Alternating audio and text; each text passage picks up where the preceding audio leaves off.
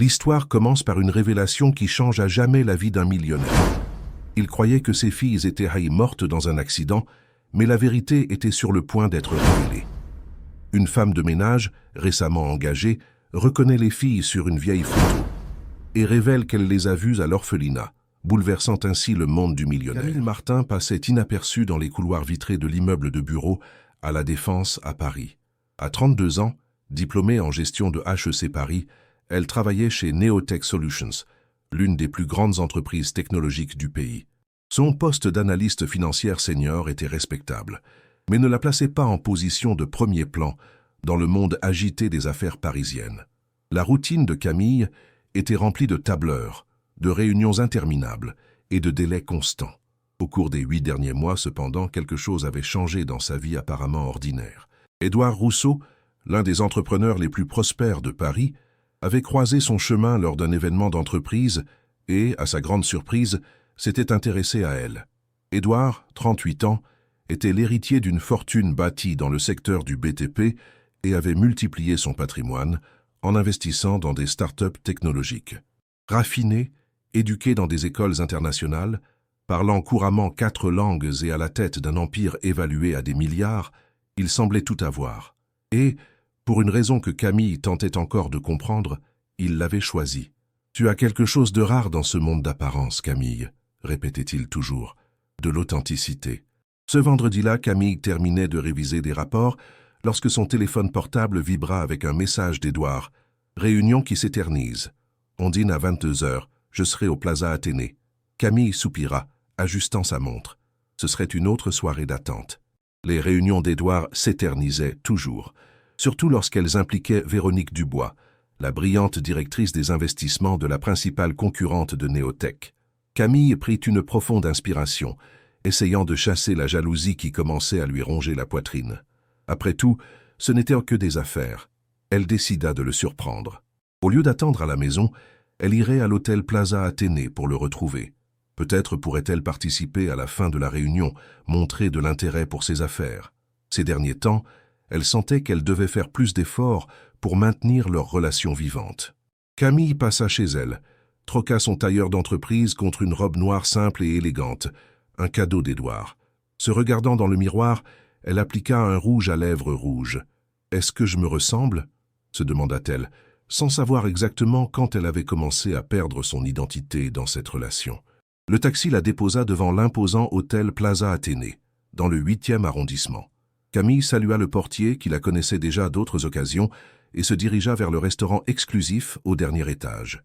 Une douce musique de jazz emplissait l'atmosphère, et les lumières tamisées créaient une ambiance intimiste parmi les clients, tous impeccablement vêtus. « Je cherche monsieur Édouard Rousseau », dit-elle au maître d'hôtel qui hocha discrètement la tête et la conduisit à travers la salle.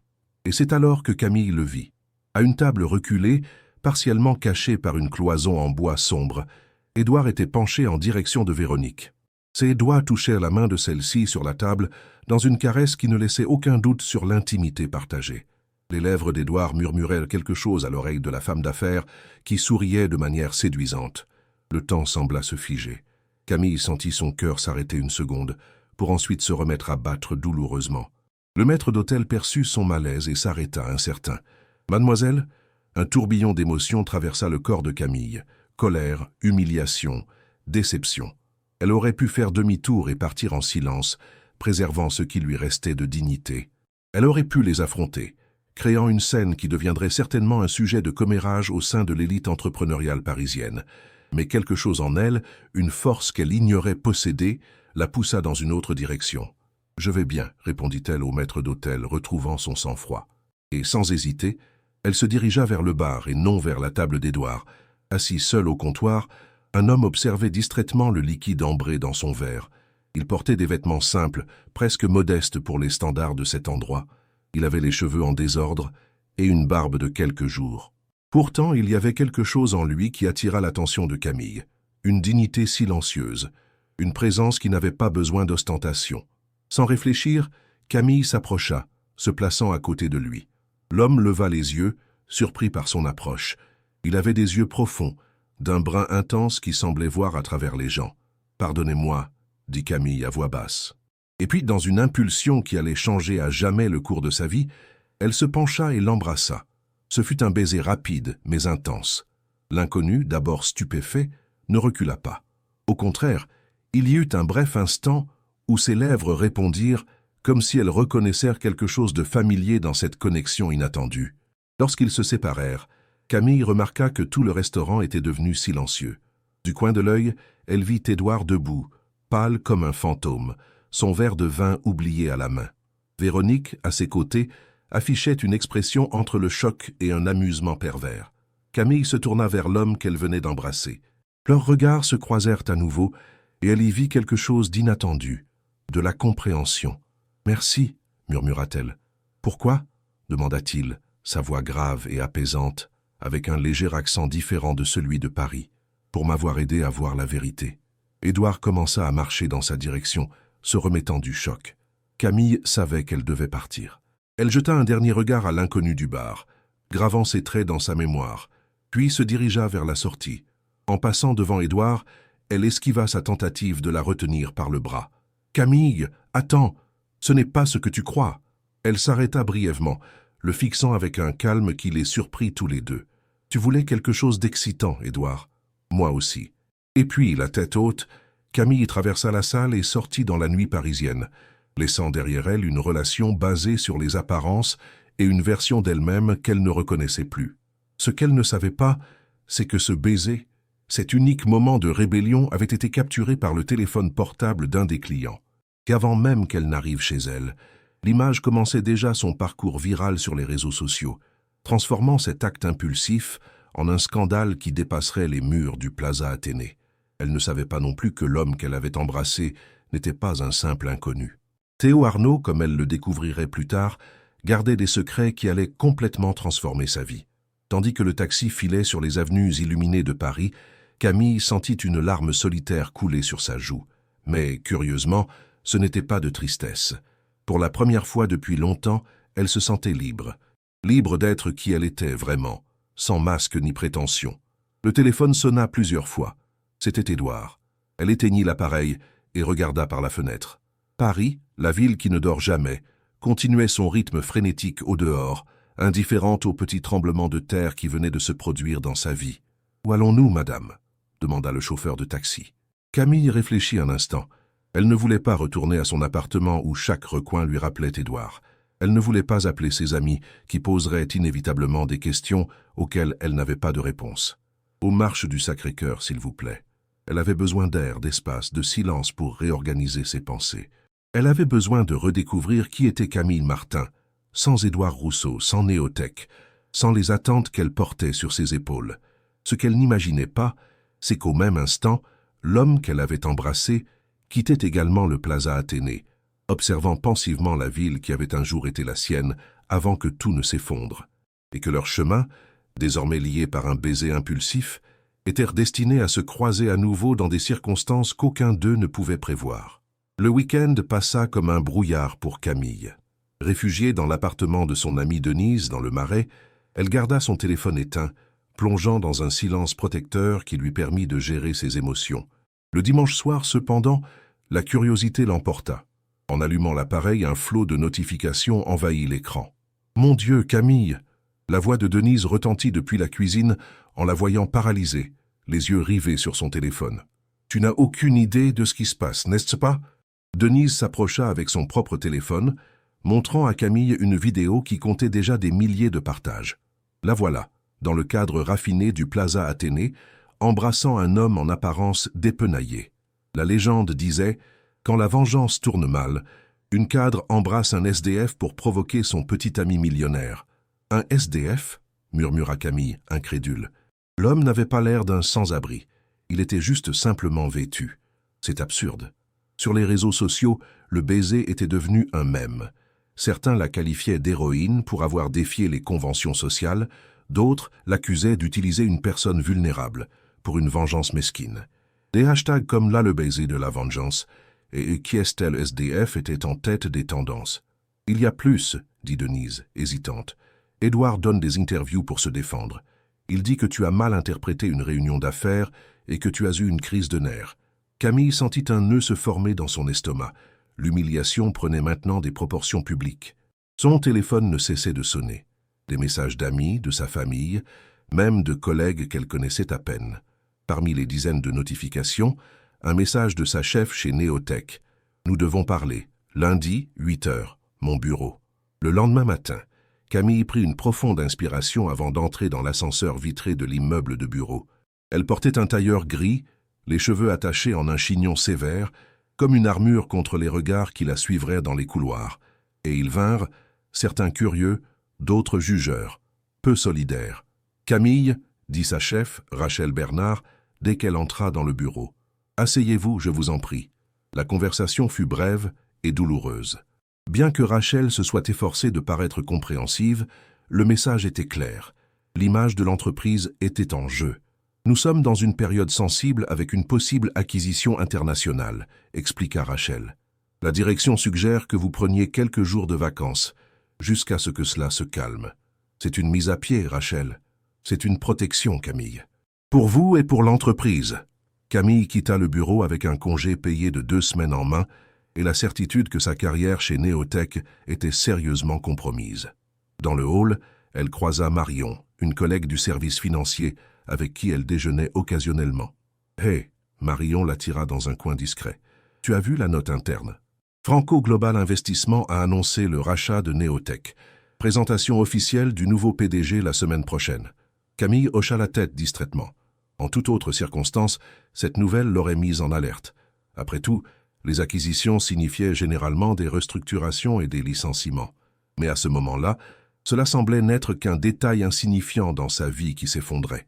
Les jours suivants, Camille alterna entre se cacher chez elle et affronter le monde extérieur. Elle se coupa les cheveux, adoptant une coupe plus courte qui encadrait son visage en un carré moderne. Elle bloqua Édouard sur toutes les plateformes, malgré les dizaines de tentatives de contact qu'il faisait, y compris en se présentant à sa porte. « Tu m'as humilié publiquement, » dit-il, lors de sa dernière tentative, avant que Camille ne ferme la porte. « Je méritais au moins une chance de m'expliquer. Comment expliquerais-tu ta main sur sa taille, Édouard? Les chuchotements à son oreille? J'ai tout vu. » La semaine passa lentement. Camille profita de ce temps pour réévaluer sa vie, réalisant à quel point elle s'était progressivement effacée dans sa relation avec Édouard. Elle redécouvrit des plaisirs simples, comme se promener au jardin du Luxembourg les matins ensoleillés, ou prendre un café chez Gilbert Jeune sans se presser. Le jeudi, elle reçut un email de Neotech convoquant tous les employés à la présentation officielle de la nouvelle direction, le lundi suivant. Elle hésita, mais décida de s'y rendre. Il valait mieux affronter la situation la tête haute que d'alimenter davantage de spéculations sur son état émotionnel. Le week-end fut consacré à se renforcer pour le retour. Le dimanche soir, elle prépara soigneusement la tenue qu'elle porterait. Une robe midi bleu marine, professionnelle mais confiante, différente des tailleurs neutres qu'elle avait l'habitude de porter. « Nouvelle phase, nouvelle Camille », murmura-t-elle à son miroir. Le lundi, l'auditorium de Neotech était bondé. Camille choisit une place discrète au fond, échangeant des saluts contenus avec ses collègues les plus proches. Elle remarqua les regards et les chuchotements, mais maintint une posture droite, le menton légèrement relevé. Rachel Bernard monta la première sur scène, faisant une brève introduction sur la fusion avec Franco Global Investissement, un géant international qui promettait d'élargir les horizons de Neotech. « C'est avec un grand honneur que je vous présente le nouveau PDG qui dirigera cette nouvelle phase », annonça-t-elle. L'homme qui monta ensuite sur scène fit presque arrêter le cœur de Camille. Grand, athlétique, les cheveux bien coupés et la barbe taillée avec précision. Il portait un costume italien impeccablement ajusté, mais les yeux, ses yeux bruns profonds, étaient incontestablement les mêmes que ceux de l'homme qu'elle avait embrassé au Plaza Athénée. « Bonjour à tous », sa voix grave remplit l'auditorium. « Je suis Théo Arnaud, fondateur originel de Franco Global Investissement et nouveau PDG du groupe Neotech FGI. » Un murmure parcourut l'assemblée. Camille sentit ses jambes flageoler, remerciant d'être assise. Le SDF du bar était en fait l'un des entrepreneurs les plus puissants du pays. Cela n'avait aucun sens. Théo poursuivit son discours, parlant de vision stratégique et de valeurs d'entreprise. Mais Camille pouvait à peine traiter les mots.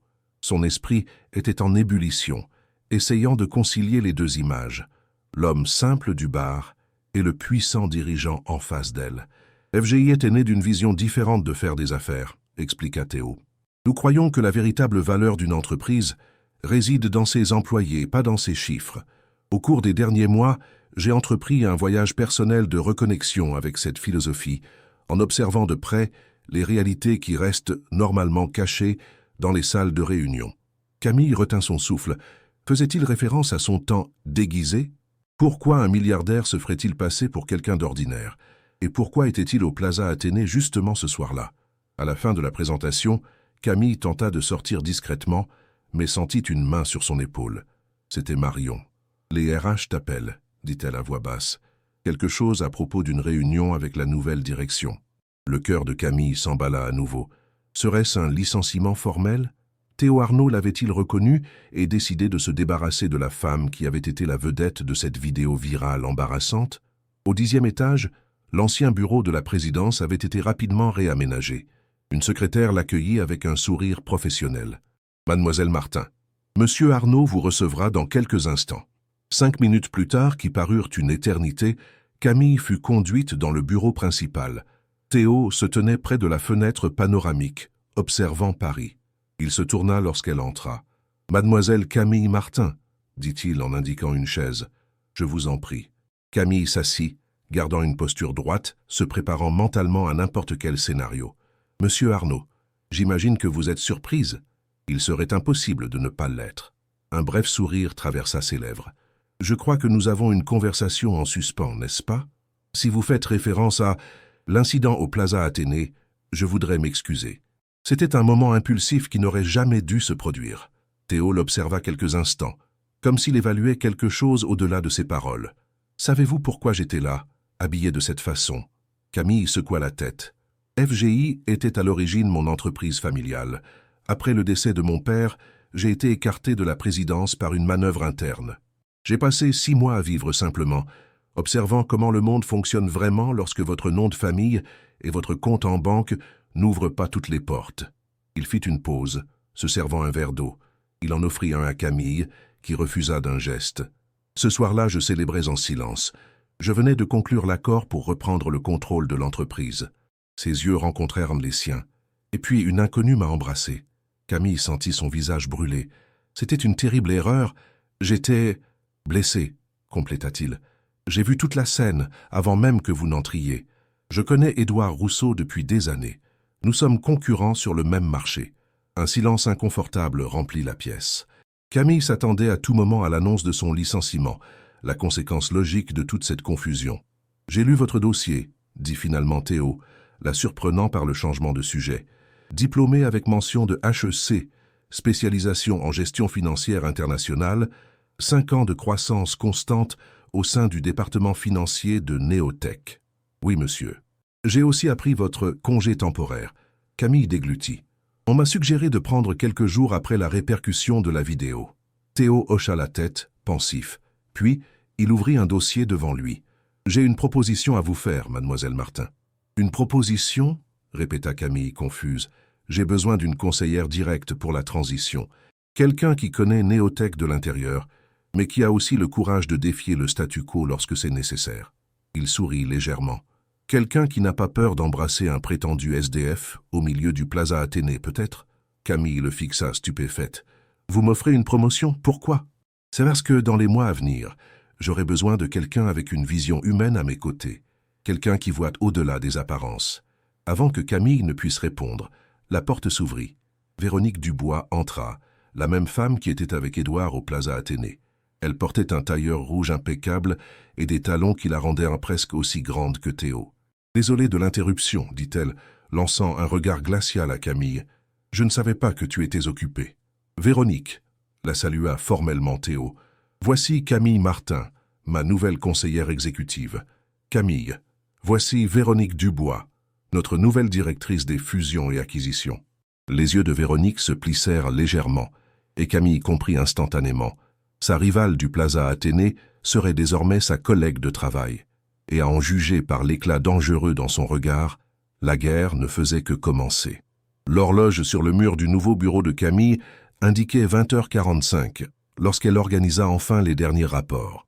3 semaines s'étaient écoulées depuis sa surprenante promotion, et l'adaptation à son nouveau poste s'était avérée être un défi monumental.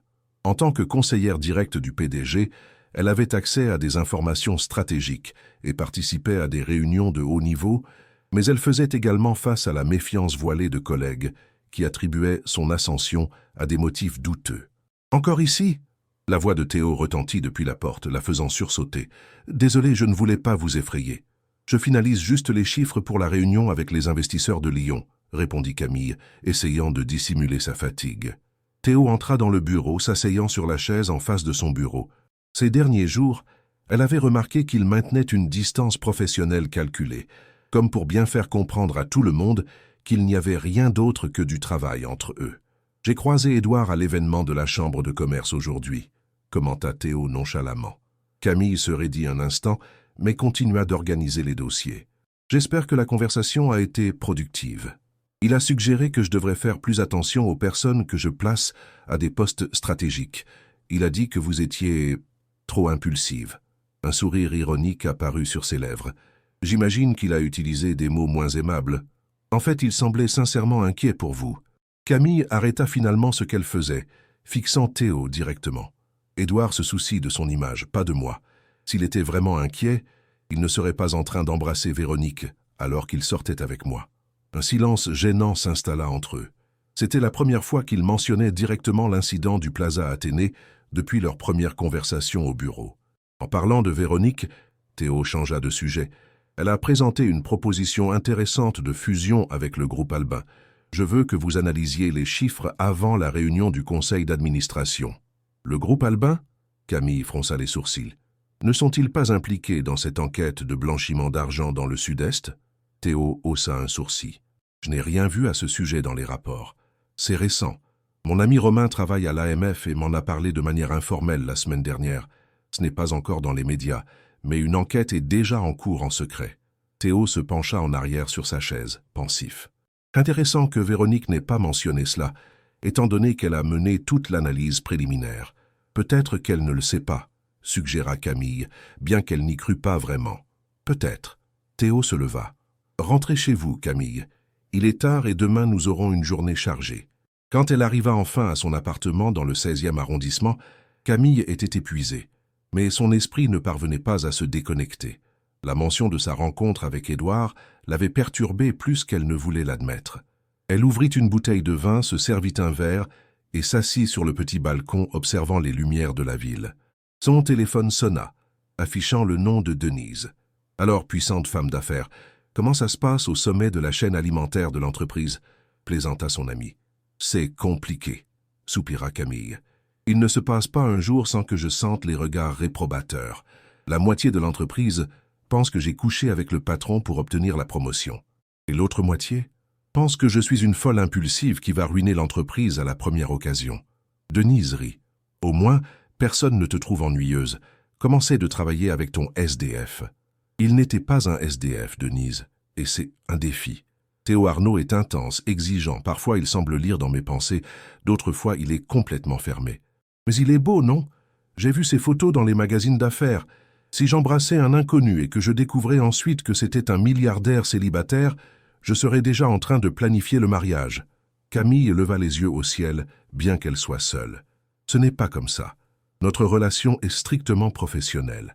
Pour l'instant, la taquina Denise. L'univers a un sens de l'humour intéressant, tu ne trouves pas? De tous les hommes à Paris que tu pouvais embrasser impulsivement, tu as choisi ton futur patron. La conversation avec Denise lui apporta un certain soulagement, mais en raccrochant, Camille se remit à penser à la mention que Théo avait faite d'Édouard et à la proposition suspecte de Véronique. Quelque chose n'allait pas dans toute cette histoire.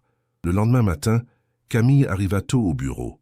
Profitant des locaux encore vides, elle accéda au système interne pour en savoir plus sur le groupe Albin et la proposition de fusion. Les documents préliminaires avaient tous été préparés par Véronique avec des chiffres extrêmement favorables à l'opération. « Qu'est-ce que tu fais ?» Camille faillit sursauter de sa chaise. Véronique se tenait à la porte, l'observant avec un sourire froid. « Bonjour Véronique, je suis juste en train de réviser les chiffres de la fusion avec le groupe Albin, comme Théo l'a demandé. » Véronique entra dans la pièce, fermant la porte derrière elle. « Tu sais, Camille, je me suis demandé ce que Théo a bien pu voir en toi pour cette promotion fulgurante. À part l'évidence, bien sûr. » Son regard parcourut Camille de haut en bas, évaluateur et méprisant. Si vous insinuez qu'il y a quelque chose de plus que professionnel entre nous, vous vous trompez, répondit Camille, gardant son sang-froid. Véronique rit. S'il te plaît, ma chère. Tout le monde a vu la vidéo. Le baiser au SDF qui a abouti à une promotion quand le SDF est devenu PDG, même les feuilletons de TF1 n'oseraient pas créer une histoire aussi absurde. Camille prit une profonde inspiration, maîtrisant son irritation. Si vous êtes venu ici pour provoquer Véronique, je suis occupé, j'ai une analyse à terminer. Je suis juste venu te prévenir. Véronique appuya ses mains sur le bureau, se penchant en avant. Tu joues dans une cour où tu ne connais pas les règles. Édouard était un jouet facile pour toi, mais Théo Arnaud est d'un autre niveau. Les hommes comme lui ne sont pas impressionnés par les petits jeux de filles de bonne famille. Je n'ai pas besoin de vos conseils, merci. C'est dommage. Véronique se redressa. Édouard t'aimait vraiment, tu sais. Ce soir-là au Plaza Athénée, nous discutions d'affaires. Il venait de me montrer la bague de fiançailles qu'il avait achetée pour toi. La révélation frappa Camille comme un coup de poing à l'estomac, mais elle garda une expression neutre. Si ce n'était que des affaires, pourquoi avait-il la main sur votre taille, en vous chuchotant à l'oreille? Le sourire de Véronique s'élargit. Parce que j'ai trébuché et il m'a soutenu, et il chuchotait parce que l'information était confidentielle. Mais je comprends ton interprétation. Les personnes peu sûres d'elles voient toujours le pire dans les situations, n'est-ce pas? Quand Véronique sortit, Camille se sentit ébranlée. Était-il possible qu'elle ait tout mal interprété? Qu'elle ait détruit une relation et créé un scandale à cause d'un malentendu? Non, murmura-t-elle pour elle-même. Ce n'est pas ce qui s'est passé. Se forçant à se concentrer, elle retourna à l'analyse des documents de fusion. Plus elle examinait les chiffres, plus ils semblaient étranges. Les projections de rentabilité étaient irréalistement optimistes, et il y avait une clause particulière sur le transfert immédiat d'actifs avant même la conclusion totale de la fusion. Camille imprima les documents principaux et surligna les incohérences. Ensuite, elle rechercha des nouvelles récentes sur le groupe Albin, ne trouvant que de petites mentions de l'enquête sur des sites spécialisés en marché financier. L'article le plus complet citait des sources de l'AMF parlant de possibles irrégularités comptables. À 10 heures dans la salle de réunion principale, le conseil d'administration était au complet pour discuter de la fusion. Théo présidait la table, avec Véronique à sa droite. Camille s'assit discrètement au fond de la salle, comme il convenait à sa position de conseillère. « Avant de commencer, » dit Théo après les formalités initiales, « j'aimerais entendre l'analyse de ma conseillère sur la proposition. Camille, s'il vous plaît. » Les yeux de tous se tournèrent vers elle.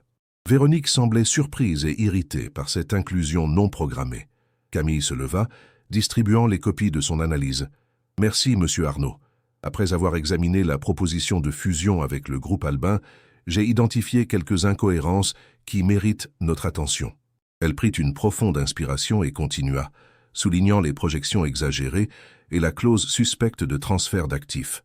Plus inquiétant encore, poursuivit-elle, ignorant le regard foudroyant de Véronique, il existe des informations préliminaires sur une enquête de l'AMF concernant de possibles irrégularités comptables au sein du groupe. Si elles sont confirmées, une fusion à ce stade pourrait exposer Néotech FGI à des risques juridiques et de réputation importants. Un murmure parcourut la salle. Théo observait Camille attentivement, son expression impénétrable. « C'est absurde, » interrompit Véronique. « Nous parlons de rumeurs sans fondement. Le groupe Albin est une entreprise solide, avec des décennies de réputation sur le marché. Cette conseillère, elle accentua le mot avec dédain, essaie clairement de saboter une opération stratégique pour des raisons personnelles. « Quelles raisons seraient-ce, Véronique ?» demanda calmement Théo. « Demandez-lui à propos de sa relation avec Édouard Rousseau et comment cela s'est terminé, » répondit Véronique avec un sourire venimeux. « Édouard est consultant financier pour le groupe Albin. Elle essaie de lui nuire personnellement. » Camille sentit le sang se glacer dans ses veines. Elle ne connaissait pas ce lien. « Je n'ai aucun intérêt à nuire à Édouard, » répondit-elle fermement. « Mon analyse est basée exclusivement sur les chiffres et les informations disponibles. Si je me trompe, je serai heureuse de le reconnaître. Mais je pense qu'il vaut la peine de reporter toute décision jusqu'à ce que nous ayons plus de clarté sur cette enquête. » Théo réfléchit un instant, regardant de l'une à l'autre. « Je suis d'accord avec Camille. Nous allons suspendre les négociations jusqu'à ce que nous soyons sûrs qu'il n'y a pas de risque juridique. Rodrigo, dit-il au directeur juridique, je vous demande de vérifier directement avec vos contacts à l'AMF. » La réunion se poursuivit. Mais Camille pouvait à peine se concentrer. Elle sentait le regard de Véronique brûler dans sa direction. À la fin, alors que tout le monde quittait la salle, Théo lui demanda de rester. « C'était une analyse courageuse, dit-il lorsqu'ils furent seuls. C'était juste mon travail. Véronique n'oubliera pas cela de sitôt. Vous venez de vous faire une ennemie puissante. » Camille croisa son regard. « Nous étions déjà ennemis avant même de nous connaître formellement. » Théo sourit légèrement. « Vous avez raison. » Il hésita un instant comme s'il envisageait de dire quelque chose de plus, mais changea d'avis. « J'ai besoin que vous prépariez un rapport complet sur cette situation pour le conseil. Et Camille, soyez prudente. » La semaine suivante, la tension au bureau était palpable. Camille travaillait plus d'heures que jamais, essayant de prouver sa valeur au-delà de tout doute. L'enquête sur le groupe Albin devint publique, confirmant ses soupçons, et la fusion fut officiellement annulée. Un vendredi soir, alors que tout le monde était déjà parti, Camille organisait des documents dans les archives lorsqu'elle entendit des voix altérées venant du bureau de Théo. Elle reconnut immédiatement, c'était Véronique, et elle semblait furieuse. « Tu es en train de tout gâcher à cause d'elle » criait-elle. « J'ai construit cette opération pendant des mois, Théo. Elle était parfaite. Le groupe Albin allait nous donner accès au marché du Sud-Est et aux contrats gouvernementaux. » « Parfaite pour qui, Véronique ?» La voix de Théo résonna calmement, mais avec une dureté sous-jacente. « Pour Néotech ou pour toi et tes amis ? Tu crois que je ne suis pas au courant de ta participation dans la holding qui contrôle une partie du groupe ?» Camille se figea, retenant son souffle. Elle ne devrait pas écouter cela, mais elle ne pouvait pas non plus s'éloigner maintenant. « J'ai toujours su que tu reviendrais pour récupérer l'entreprise, » continua Véronique, maintenant sur un ton plus contrôlé. « C'est pour ça que je me suis approché d'Édouard. Je savais que vous étiez rivaux et qu'il avait des informations précieuses sur tes mouvements. Le plan était simple, utiliser son influence pour bloquer ton rachat de FGI. Et sa petite amie, elle faisait aussi partie du plan? Camille ?» Véronique rit. « Au début, c'était juste un moyen de me rapprocher. La fille amoureuse et confiante du dirigeant, facile à manipuler à travers lui. Mais j'ai ensuite réalisé qu'elle pourrait être un problème. Trop perspicace, posant toujours les bonnes questions. C'est pourquoi j'ai décidé d'accélérer les choses ce soir-là au Plaza Athénée. Tu as prévu qu'elle nous voie ensemble, conclut Théo, mais tu ne comptais pas sur le baiser. Qui aurait pu prévoir cette folie? Et encore plus impossible d'imaginer que le SDF, c'était toi. Quand je l'ai découvert, j'ai failli avoir une crise cardiaque. » Camille sentit son cœur s'accélérer. Pendant tout ce temps, Véronique avait manipulé la situation. Elle avait utilisé Édouard, essayé de l'utiliser, et essayait maintenant d'utiliser Théo. « Pense bien, Théo. » La voix de Véronique s'adoucit, adoptant un ton séducteur. « Nous pouvons encore faire en sorte que ça marche. Je comprends ce monde mieux que quiconque.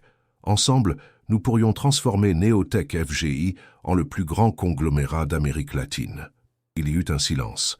Camille retint son souffle. « C'est fini, Véronique, » dit finalement Théo. « Lundi, j'annoncerai ton départ de l'entreprise.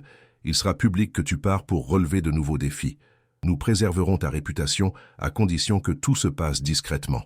Tu vas le regretter. » La voix de Véronique devint glaciale. « Et quant à ta petite assistante chérie, tu crois vraiment qu'elle est avec toi pour ta vision d'entreprise?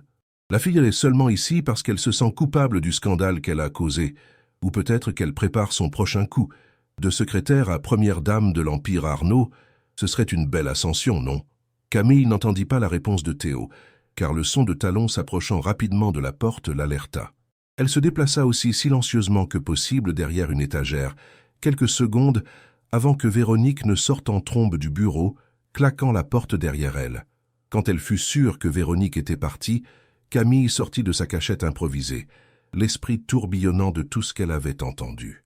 Elle était sur le point de partir discrètement lorsque la porte du bureau de Théo s'ouvrit à nouveau. « Camille » appela-t-il, clairement surpris de la trouver là à cette heure. « Qu'est-ce que vous faites encore ici ?» Elle hésita. Devait-elle admettre qu'elle avait entendu la conversation, prétendre qu'elle venait d'arriver, mentir? « J'ai entendu », avoua-t-elle finalement optant pour l'honnêteté. « Pas intentionnellement, j'étais dans les archives quand vous avez commencé à vous disputer. J'ai entendu parler d'Édouard, de son plan. » Théo l'observa un long moment, son visage un masque impénétrable. Puis, à la surprise de Camille, il hocha simplement la tête. « C'est peut-être mieux ainsi. Venez, parlons dans mon bureau. Je pense qu'il est temps de mettre toutes les cartes sur la table. » Et tandis qu'elle le suivait dans le bureau de la présidence, Camille sentit qu'elle était sur le point de découvrir le reste de l'histoire. la partie qu'elle ne connaissait pas encore sur l'homme qu'elle avait embrassé impulsivement ce soir-là au Plaza Athénée et qui maintenant inexplicablement était devenu une partie centrale de sa vie. Le bureau de la présidence était silencieux, éclairé seulement par la lampe de bureau et les lumières de la ville qui entraient par les fenêtres panoramiques. Théo servit 2 verres de whisky en offrant un à Camille, qui accepta d'un léger signe de tête. « Vous avez probablement beaucoup de questions », dit-il, s'asseyant non pas sur son fauteuil de président, mais sur le canapé dans le coin de la pièce, lui indiquant de faire de même. Camille prit une petite gorgée de la boisson, sentant le liquide réchauffer sa gorge. « Pourquoi étiez-vous habillé de cette façon au Plaza Athénée? Pourquoi l'un des hommes les plus riches de France prétendrait-il être quelqu'un d'autre ?»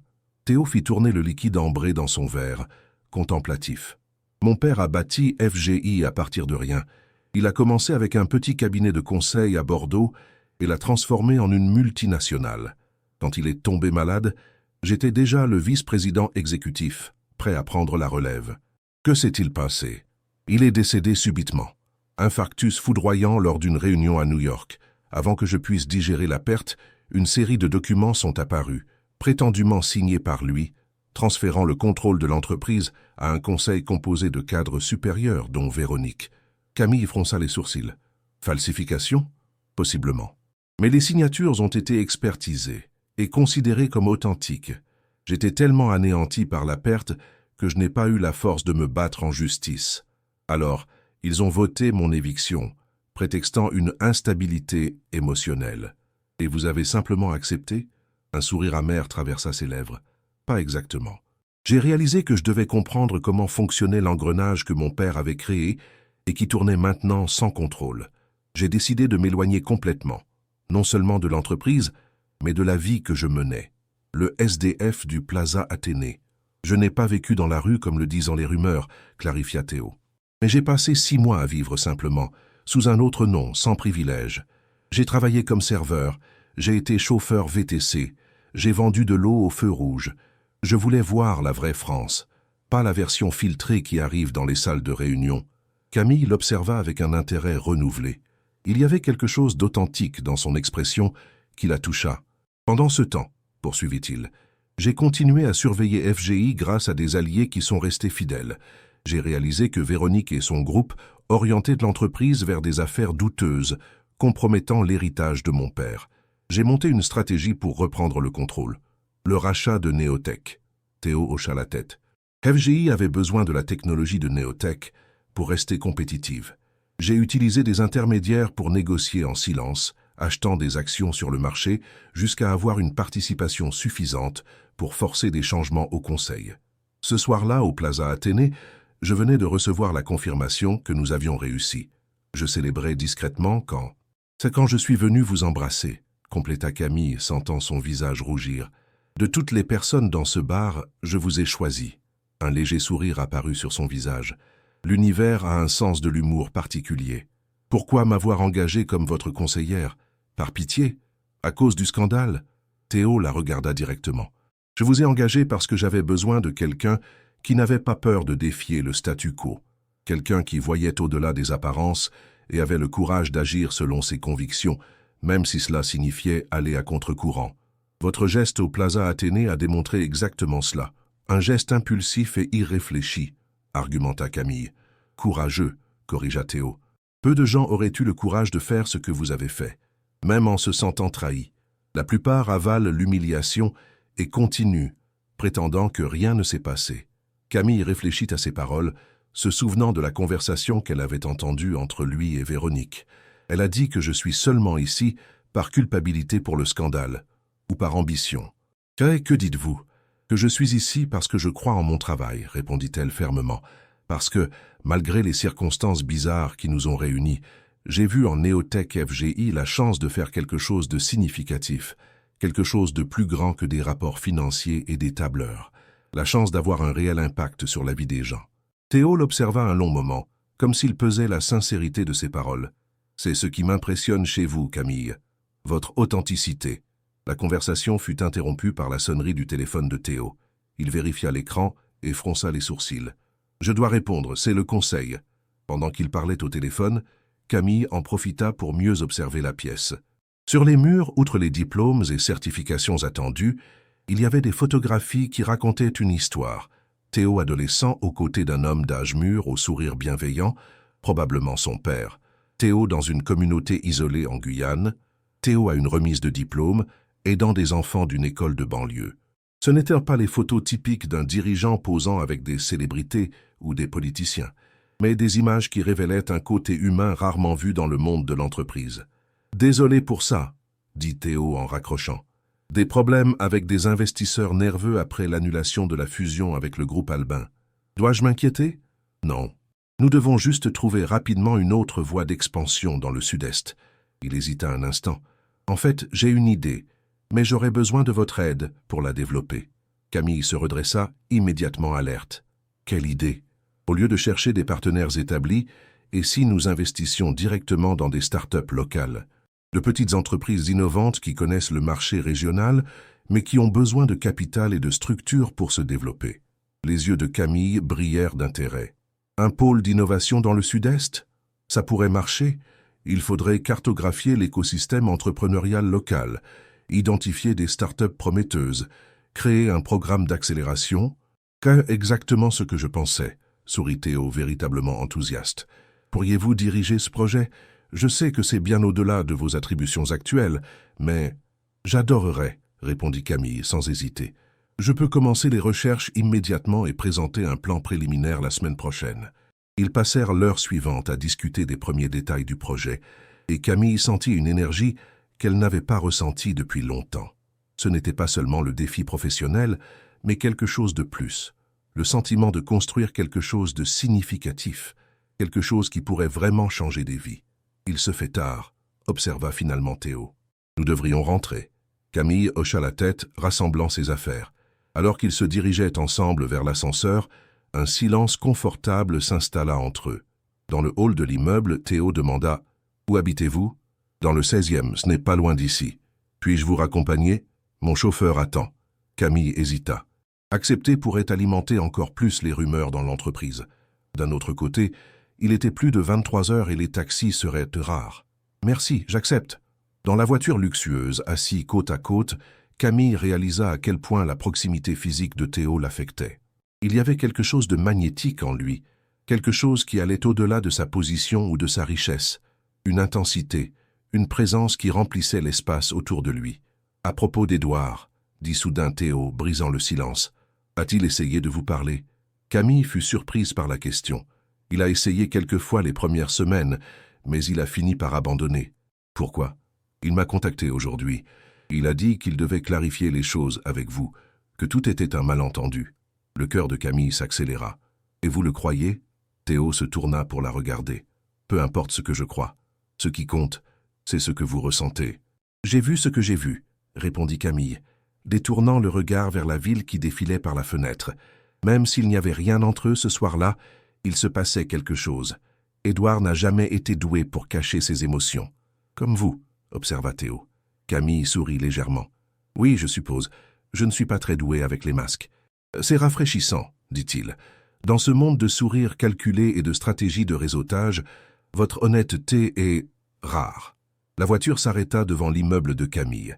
Avant que le chauffeur ne puisse sortir pour ouvrir la porte, Théo l'ouvrit lui-même. « Merci pour le trajet et pour la conversation, » dit Camille, se sentant étrangement nerveuse. « On se voit lundi, » répondit Théo. Il hésita un instant comme s'il voulait dire quelque chose de plus, mais il se contenta de sourire. « Reposez-vous bien, la semaine prochaine sera intense. » Camille regarda la voiture s'éloigner avant d'entrer dans l'immeuble. Dans son appartement, elle laissa son sac sur le canapé et se dirigea vers le balcon, regardant la ville. Elle se sentait différente, comme si la conversation avec Théo avait changé quelque chose de fondamental en elle. Son téléphone sonna. C'était un message d'Édouard. « Nous devons parler. S'il te plaît, Camille, tu mérites de savoir toute la vérité. » Elle fixa le message un long moment, le pouce hésitant sur l'écran. Finalement, elle répondit « Il n'y a rien à dire, Édouard. Passons à autre chose. » Elle bloqua ensuite le numéro et retourna sur le balcon. Paris s'étendait devant elle, vaste et pleine de possibilités. D'une certaine manière, elle sentait qu'elle était au seuil de quelque chose d'important, quelque chose qui transformerait sa vie de manière qu'elle ne pouvait pas encore imaginer. Les semaines suivantes furent intenses. Camille se plongea complètement dans le projet du pôle d'innovation dans le Sud-Est, faisant des recherches, contactant des leaders locaux, cartographiant l'écosystème entrepreneurial de régions comme la Provence-Alpes-Côte d'Azur et l'Occitanie. Le départ de Véronique fut annoncé exactement comme Théo l'avait prévu, un départ à l'amiable pour relever de nouveaux défis. Mais dans les coulisses de Neotech FGI, tout le monde savait qu'il y avait plus dans cette histoire que ce que le communiqué officiel suggérait. Avec Véronique hors du chemin, Camille gagna plus d'espace et de visibilité. Son projet fut présenté au conseil et approuvé avec enthousiasme, lui garantissant une équipe dédiée et un budget pour un premier voyage exploratoire à Marseille, où le pôle serait initialement établi. La relation avec Théo évoluait de manière complexe. Professionnellement, ils formaient un partenariat solide. Elle avec sa vision détaillée et pratique, lui avec son expérience stratégique et sa vision à long terme. Personnellement, il maintenait une distance prudente, conscient des rumeurs que tout rapprochement pourrait générer. Mais il y avait des moments, un regard qui s'attardait plus que nécessaire, une main qui touchait légèrement le bras pendant une conversation, un sourire complice lors de réunions tendues qui suggérait quelque chose de plus, quelque chose de non dit qui flottait entre eux. La veille du voyage à Marseille, Camille travaillait tard dans son bureau, finalisant les derniers détails quand Théo apparut à la porte. « Je pensais que vous seriez déjà rentré faire vos valises, » commenta-t-il. « Je veux m'assurer que tout est parfait pour demain, » répondit Camille, souriant avec fatigue. « Première présentation officielle du projet, je ne peux pas échouer. » Théo entra, s'asseyant sur la chaise en face de son bureau. « Vous n'allez pas échouer. Ce projet porte votre marque dans chaque détail. »« Notre marque, » corrigea-t-elle. « C'était votre idée, après tout. Une idée n'est qu'une graine. Vous avez construit toute la serre autour d'elle. » Camille sourit au compliment. « Merci de me faire confiance pour cela. Ça signifie beaucoup. »« Ça signifie beaucoup pour moi aussi, » dit Théo, son ton plus personnel que d'habitude. « Voir l'héritage de mon père être honoré de cette manière, non pas à travers des affaires douteuses comme le voulait Véronique, mais à travers quelque chose qui aura un réel impact sur des vies. Vous pensez qu'elle va tenter quelque chose ?»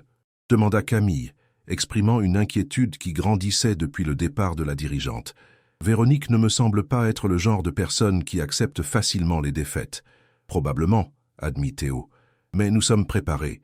Le service juridique surveille tout mouvement suspect, et les contrôles financiers ont été renforcés. » Camille hocha la tête, bien qu'elle ne se sente pas totalement tranquille. Depuis la dispute qu'elle avait entendue, elle avait l'impression que Véronique avait plus d'un tour dans son sac. « Au fait, » dit Théo, changeant de sujet, « j'ai décidé de venir avec vous demain à Marseille. » Camille le regarda surprise. « Je pensais que vous aviez des engagements ici. »« Rien qui ne puisse être reporté. Ce projet est prioritaire et je veux être présent au lancement. » Il hésita un instant. « De plus, ça fait longtemps que je ne suis pas allé à Marseille. Mon père y est né, vous saviez ? » « Non, je ne savais pas, » répondit Camille, réalisant à quel point elle connaissait peu la vie personnelle de Théo, malgré leur proximité professionnelle croissante. « Il a quitté un quartier modeste de la périphérie de Marseille et a bâti un empire, » raconta Théo, une note de fierté dans sa voix. Il n'a jamais oublié ses origines. Il disait toujours que notre plus grand privilège était de pouvoir redonner. C'est ce que nous faisons avec ce projet, n'est-ce pas ? Redonner. Théo hocha la tête, une lueur d'émotion dans ses yeux habituellement réservés. Exactement. C'est pourquoi c'est si important pour moi. Ils se regardèrent un long moment, une compréhension mutuelle passant silencieusement entre eux. Camille sentit quelque chose changer dans l'air, une tension subtile qui fit accélérer son cœur. « Bien. » Théo se leva finalement. « Nous devrions rentrer. Le vol est tôt demain. »« Oui. » acquiesça Camille, commençant à ranger ses documents. « On se voit à l'aéroport. » Alors qu'elle était sur le point de partir, Théo s'arrêta à la porte. « Camille ? » ?»« Oui. Merci.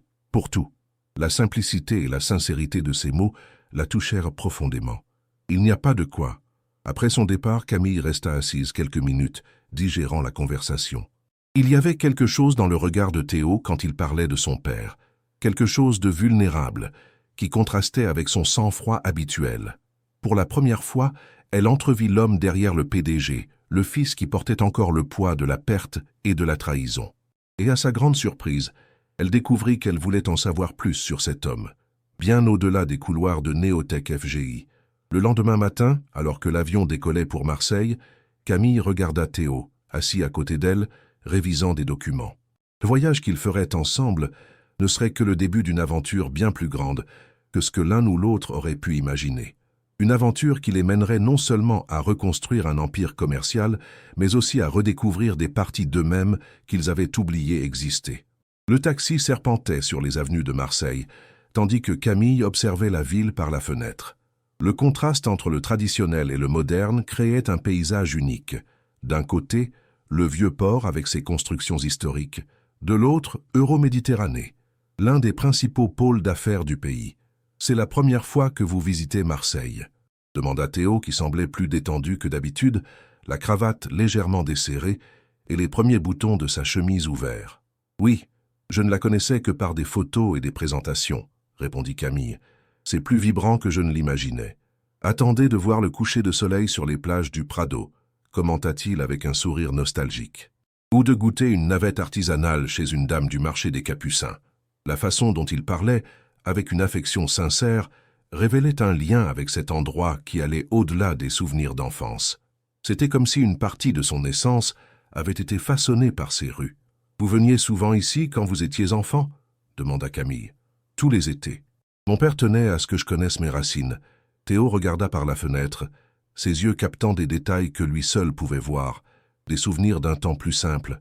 Là, il désigna un vieil immeuble, se trouvait son premier magasin de matériaux de construction, avant que tout ne commence. Camille suivit son regard, essayant d'imaginer un jeune entrepreneur rêvant de l'avenir, sans savoir qu'il bâtirait un empire. Ils arrivèrent à l'hôtel, un établissement sophistiqué avec vue sur la mer. La réceptionniste les accueillit avec l'hospitalité caractéristique du Sud, leur remettant les cartes de suites exécutives à des étages différents. « Reposez-vous un peu », suggéra Théo. « On se retrouve pour le déjeuner à 13h, puis nous avons la première réunion à Euroméditerranée à 15h. » Camille hocha la tête, prenant sa valise. Alors qu'elle s'apprêtait à se diriger vers l'ascenseur, Théo ajouta « Et Camille, merci d'être ici. Ce projet signifie beaucoup pour moi. » Elle sourit, sentant une vague de chaleur inexplicable devant la sincérité de sa voix. « C'est un honneur d'en faire partie. » Dans sa chambre, Camille prit une douche rapide et troqua sa tenue de voyage contre une robe légère, plus adaptée au climat de Marseille, mais encore assez formelle pour les réunions. En organisant les documents pour la présentation, elle reçut une notification sur son téléphone, un message de Denise avec un lien vers un article de la rubrique mondaine d'un grand journal parisien. « Regarde ce que fait ton ami », disait le message. Camille ouvrit le lien et sentit son estomac se nouer. L'article montrait des photos d'Édouard et Véronique ensemble, lors d'un événement caritatif, clairement en couple. La légende suggérait que leur romance avait commencé bien avant le fameux incident du Plaza Athénée, insinuant que Camille avait été la dernière à savoir d'une trahison qui était déjà de notoriété publique. Mais ce qui la perturba vraiment fut le bref commentaire attribué à Véronique. « Nous préparons de grandes nouveautés pour le monde de l'entreprise. Disons que certaines sociétés pourraient avoir des surprises dans les jours à venir. » Le ton énigmatique et vaguement menaçant de la déclaration laissa Camille inquiète. Véronique préparait-elle quelque chose contre Néotech FGI, contre Théo? Ou était-ce juste une provocation vide de sens? Elle décida de ne pas parler de l'article à Théo, du moins pas avant les réunions importantes qu'ils avaient ce jour-là. Elle ne voulait pas que des préoccupations personnelles interfèrent avec le projet auquel ils s'étaient tous deux tant consacrés. Au déjeuner, Théo la surprit en l'emmenant non pas dans un restaurant sophistiqué, comme on aurait pu s'y attendre, mais dans un petit restaurant de quartier servant des spécialités locales. « La meilleure cuisine de Marseille », assura-t-il. Et la patronne, Madame Josette, a les meilleures histoires sur la façon dont cette ville a changé au cours des 50 dernières années. En effet, la sympathique dame aux cheveux gris qui les accueillit semblait connaître Théo depuis des années, le traitant non pas comme le puissant homme d'affaires qu'il était, mais comme le garçon qui courait par là en vacances. « Petit Théo, ça fait longtemps ?» s'exclama-t-elle, l'embrassant avec une affection sincère. « Ton père serait si fier de voir l'homme que tu es devenu. » Camille observa l'interaction avec intérêt, voyant une facette de Théo qui se révélait rarement à Paris.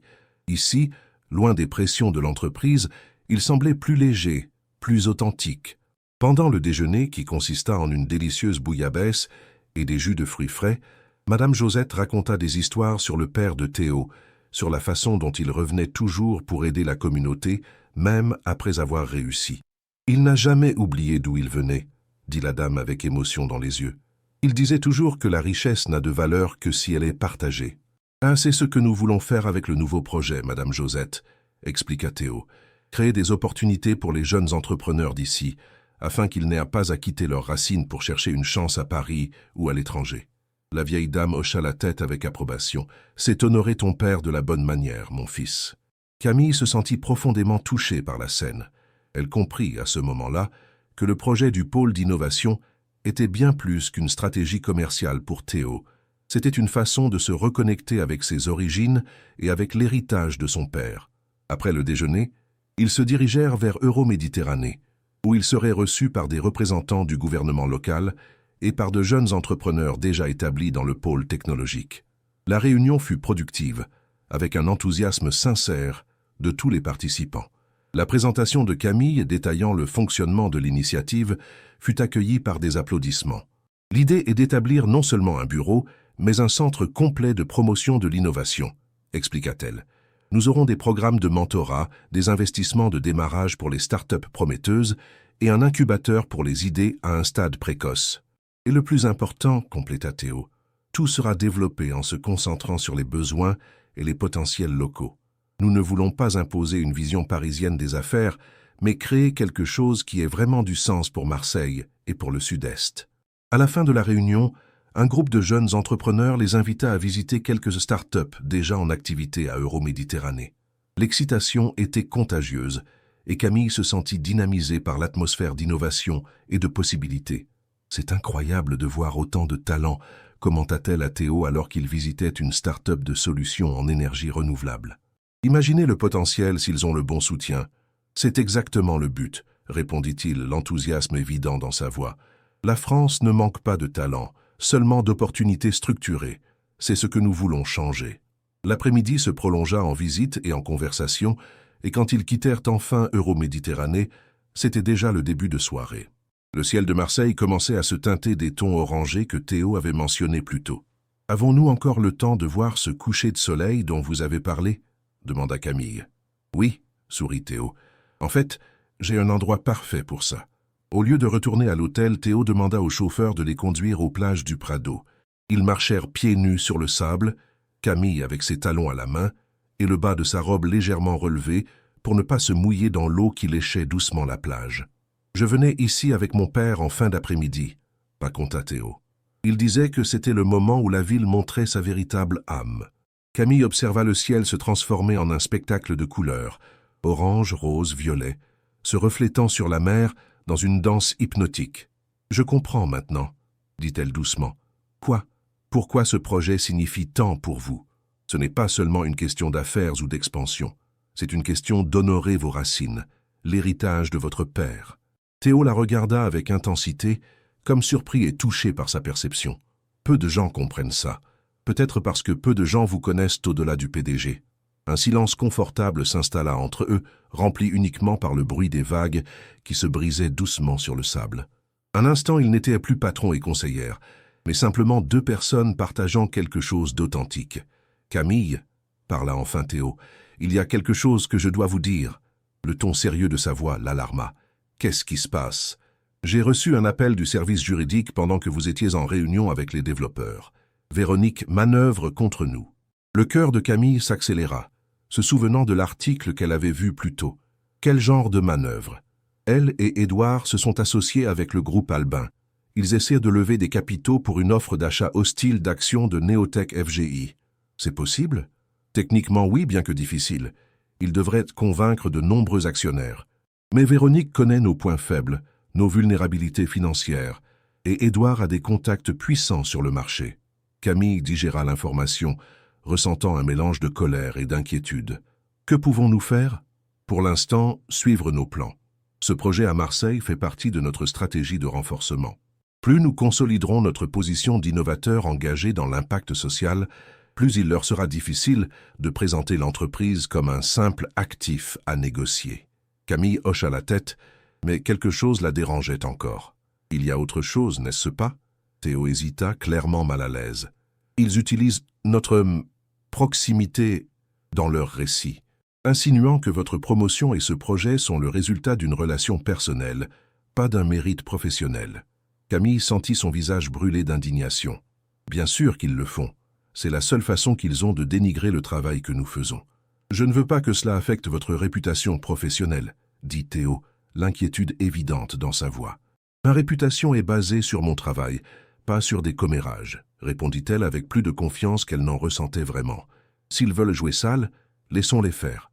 Nous continuerons à faire ce qui est juste. Le soleil disparut enfin à l'horizon, ne laissant qu'une lueur résiduelle dans le ciel qui s'assombrissait rapidement. Ils commencèrent à rebrousser chemin lorsque Camille trébucha dans un petit creux dans le sable. Théo la retint par le bras, l'empêchant de tomber. Le contact, bien que bref, envoya un courant électrique à travers le corps de Camille. Un instant, ils restèrent ainsi trop proches, sa main toujours sur son bras, leurs yeux connectés dans un silence chargé de possibilités non dites. « Merci » murmura-t-elle. Théo relâcha lentement son bras mais ne recula pas. « Camille, La sonnerie stridente de son téléphone brisa le moment. Théo vérifia l'écran avec une expression de frustration. « C'est encore le service juridique, je dois répondre. » Tandis qu'il s'éloignait de quelques pas pour parler, Camille tenta de calmer son cœur battant. Que se passait-il entre eux? Était-ce juste l'émotion du moment? La beauté de l'endroit? Ou y avait-il quelque chose de plus profond qui se développait? Théo revint avec une expression grave. Véronique a accordé une interview explosive. C'est en une du site économique le plus important du pays. Qu'a-t-elle dit? Demanda Camille, craignant la réponse. En gros, que la direction actuelle de Neotech FGI compromet la valeur de l'entreprise avec des projets caritatifs sans retour sur investissement clair. Que nous gaspillons des ressources dans des expériences sociales tout en ignorant de réelles opportunités de marché. Elle fait référence au pôle d'innovation, conclut Camille, sentant une vague de colère. Elle essaye de saboter le projet avant même qu'il ne commence officiellement. Exactement. Et les investisseurs, comment ont-ils réagi? Nous avons déjà reçu quelques appels inquiets. La valeur des actions a chuté de 3% ces dernières heures. Camille prit une profonde inspiration, essayant d'organiser ses pensées. Nous devons répondre. Nous ne pouvons pas laisser ce récit s'installer. D'accord. Retournons à l'hôtel et préparons une stratégie de communication. Nous montrerons comment les projets à impact social peuvent aussi être rentables à long terme. Sur le chemin du retour, l'ambiance détendue d'avant avait disparu, remplacée par une tension palpable. Dans le hall de l'hôtel, alors qu'ils s'apprêtaient à se séparer pour rejoindre leurs chambres respectives, Camille toucha légèrement le bras de Théo. « Nous allons gagner », dit-elle avec détermination. « Nous ne laisserons pas Véronique et Édouard détruire quelque chose d'aussi important. » Théo la regarda intensément.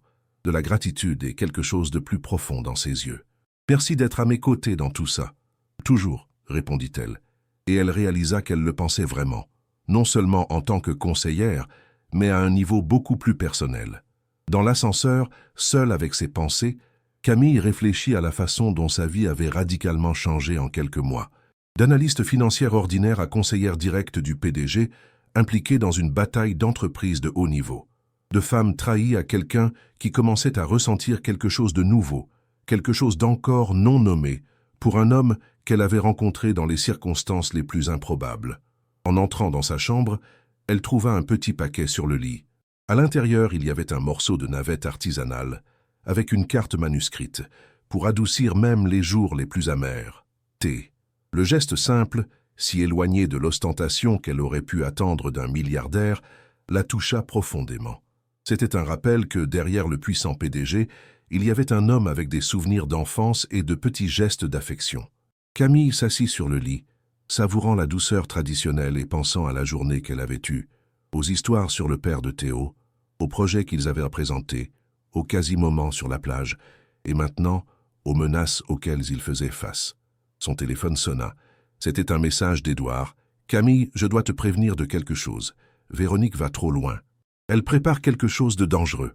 Retrouve-moi, s'il te plaît. » Camille regarda le message avec méfiance. Était-ce une inquiétude sincère ou une autre manipulation?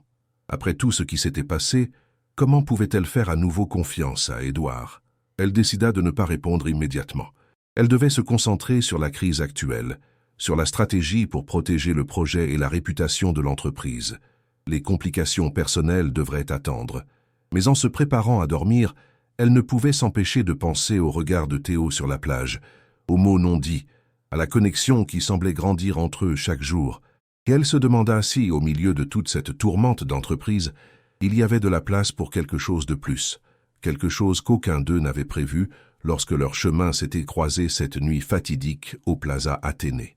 La dernière image dans son esprit avant de s'endormir fut le coucher de soleil à Marseille, avec ses couleurs intenses et transformatrices, tout comme les sentiments qui commençaient à fleurir dans son cœur. Le retour à Paris fut tendu. Pendant le vol, Camille et Théo travaillèrent intensément sur la stratégie de communication pour neutraliser l'attaque de Véronique. Le pôle d'innovation de Marseille n'était pas seulement un projet caritatif, comme elle l'avait appelé, mais une initiative commerciale solide avec un potentiel de retour significatif à moyen et long terme. « Nous avons besoin de données concrètes », dit Camille, révisant des tableurs sur son ordinateur portable. Des projections, des études de cas similaires, des exemples de réussite sur d'autres marchés. « J'ai déjà demandé à l'équipe financière de préparer un rapport complet », répondit Théo. « Mais les chiffres seuls ne suffisent pas. Nous avons besoin d'un récit convaincant. » Camille hocha la tête. « Histoire qui montre comment l'impact social et le retour sur investissement peuvent aller de pair. » Les jours suivants, le siège de Neotech FGI se transforma en un centre d'opération de crise. Tandis que l'équipe de communication travaillait sur la réponse officielle, Camille se plongea dans les recherches et les analyses pour renforcer le dossier du pôle d'innovation. Une semaine après leur retour de Marseille, l'entreprise convoqua une conférence de presse. Dans l'auditorium bondé, Théo monta sur scène avec Camille et d'autres directeurs. Sa posture était confiante, inébranlable. Récemment, des questions ont été soulevées sur notre stratégie d'expansion dans le Sud-Est, commença-t-il. Certains ont suggéré que nous donnons la priorité à des projets sociaux au détriment des résultats financiers. Aujourd'hui, nous voulons montrer pourquoi c'est une fausse dichotomie. Camille présenta les données. Comment des pôles d'innovation similaires avaient généré des retours expressifs dans d'autres régions. Comment le modèle d'affaires proposé incluait une participation au capital de start-ups prometteuses. Comment la présence dans le Sud-Est ouvrirait de nouveaux marchés pour les produits et services de Neotech FGI. Nous ne choisissons pas entre faire le bien et faire de bonnes affaires, conclut Théo. Nous choisissons de faire de bonnes affaires qui font aussi le bien. C'est la vision qui a guidé mon père lorsqu'il a fondé FGI, et c'est la vision qui continuera de guider cette entreprise sous ma direction. La présentation fut bien accueillie. Les actions, qui avaient chuté après l'interview de Véronique, commencèrent à se redresser lentement. Des investisseurs importants manifestèrent leur soutien public à la direction de l'entreprise. À la fin de cette journée, Camille organisait des documents dans son bureau lorsque Marion, la collègue du service financier devenue une alliée, frappa à la porte. « Camille, je dois te montrer quelque chose », dit-elle en entrant et en fermant la porte. « Je révisais les rapports financiers des 2 dernières années et j'ai trouvé des incohérences étranges. » Camille fronça les sourcils. « Quel genre d'incohérences ? Des transferts vers des cabinets de conseil externes, sans spécification claire des services. Ça a commencé modestement, mais ça a augmenté progressivement. » Marion posa un dossier sur la table, tous approuvés par Véronique. Camille examina les documents, sentant un frisson d'appréhension.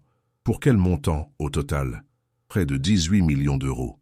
Mon Dieu, Camille regarda Marion. Tu en as déjà parlé à quelqu'un? Seulement à toi. J'ai pensé qu'il valait mieux être discrète, vu la personne impliquée. Tu as bien fait, je vais porter ça directement à Théo. Après le départ de Marion, Camille étudia les documents en détail. Les transferts avaient été habilement camouflés en dépenses légitimes, mais formaient un schéma clair lorsqu'ils étaient analysés ensemble. Tous dirigés vers des sociétés écrans qui, après une recherche rapide sur Internet, semblaient n'avoir aucune activité réelle. Camille rassembla les preuves et se dirigea vers le bureau de Théo. Il était au téléphone quand elle entra, mais lui fit signe d'attendre. Après avoir terminé l'appel, il demanda « Quelque chose ne va pas? Vous avez l'air inquiète. » « Je pense que nous avons découvert pourquoi Véronique est si déterminée à reprendre le contrôle de l'entreprise, » répondit Camille, posant les documents sur la table. « Elle doit couvrir ça. » Théo examina les papiers avec une inquiétude croissante. « Détournement de fonds, » murmura-t-il, « classique et efficace. Il y en a pour près de 18 millions. Ça l'est probablement plus, caché d'autres manières que nous n'avons pas encore identifiées. » Théo se pencha en arrière, pensif. « Cela explique beaucoup de choses. La résistance à mon retour, l'insistance sur la fusion avec le groupe Albin, qui aurait probablement aidé à dissimuler les détournements au milieu de la restructuration financière post-fusion, compléta Camille. Exactement. Théo se leva, se dirigeant vers la fenêtre. Cela change tout. Nous avons maintenant des preuves concrètes contre elle. Devons-nous contacter le service juridique, la police? Théo réfléchit un instant. Pas encore. Nous devons rassembler plus de preuves, construire un dossier solide. Véronique a des relations puissantes, nous ne pouvons pas faire un faux pas. Pendant ce temps, elle continue d'essayer de saboter l'entreprise. C'est pourquoi nous devons agir rapidement. Je veux un audit complet, mais discret. Pouvons-nous faire confiance à Marion pour le diriger? Camille hocha la tête. Entièrement. C'est elle qui a trouvé ces incohérences de sa propre initiative. Parfait. Montez une petite équipe avec elle, des personnes de votre totale confiance. Je veux un rapport complet dans une semaine. Alors que Camille sortait, Théo l'appela à nouveau. Camille, merci. Votre engagement envers l'entreprise, envers notre projet, signifie beaucoup. Il y avait quelque chose dans la façon dont il avait dit « notre projet » qui fit légèrement accélérer le cœur de Camille. « C'est important pour moi aussi », répondit-elle simplement. Les jours suivants furent intenses. Camille se partagea entre la supervision de l'audit secret et les préparatifs du lancement officiel du pôle d'innovation de Marseille, prévu pour la fin du mois. La fatigue commençait à peser, mais la détermination de protéger le projet auquel elle croyait la maintenait motivée. Un vendredi soir, alors que presque tout le monde avait quitté le bureau, Camille travaillait encore dans son bureau. Un léger coup à la porte interrompit sa concentration. « Encore ici ?» demanda Théo, entrant avec 2 tasses de café. « Je finalise juste les derniers détails pour l'inauguration à Marseille », répondit-elle, acceptant le café avec gratitude. Théo s'assit en face d'elle. « Comment avance l'audit ?»« Il progresse. Marion a déjà trouvé d'autres preuves. Véronique a été méticuleuse, mais pas assez. Et vous, comment allez-vous » La question, plus personnelle que professionnelle, prit Camille par surprise. « Moi, je vais bien, fatigué, mais bien. Vous n'arrêtez pas depuis notre retour de Marseille. Vous ne sortez presque jamais déjeuner, vous êtes toujours la première arrivée et la dernière partie, dit le bourreau de travail qui m'apporte du café à 9 h du soir un vendredi, rétorqua-t-elle avec un petit sourire. Théo rit, un son rare et agréable. Touché, un silence confortable s'installa entre eux. Camille réalisa à quel point ils s'étaient habitués à la présence l'un de l'autre, comment ils parvenaient à travailler en harmonie sans avoir besoin de mots. « J'ai beaucoup pensé à Marseille », dit finalement Théo. Au coucher de soleil sur la plage, à la conversation que nous avons eue, Camille sentit une légère rougeur monter à ses joues. Moi aussi. Il y avait quelque chose que je voulais dire à ce moment-là, avant que nous ne soyons interrompus. Le cœur de Camille s'accéléra. Et qu'est-ce que c'était? Théo sembla choisir ses mots avec soin. Que vous avez changé ma perspective, Camille. Quand j'ai repris le contrôle de FGI, j'étais concentré sur la vengeance, sur le fait de prouver que j'avais raison.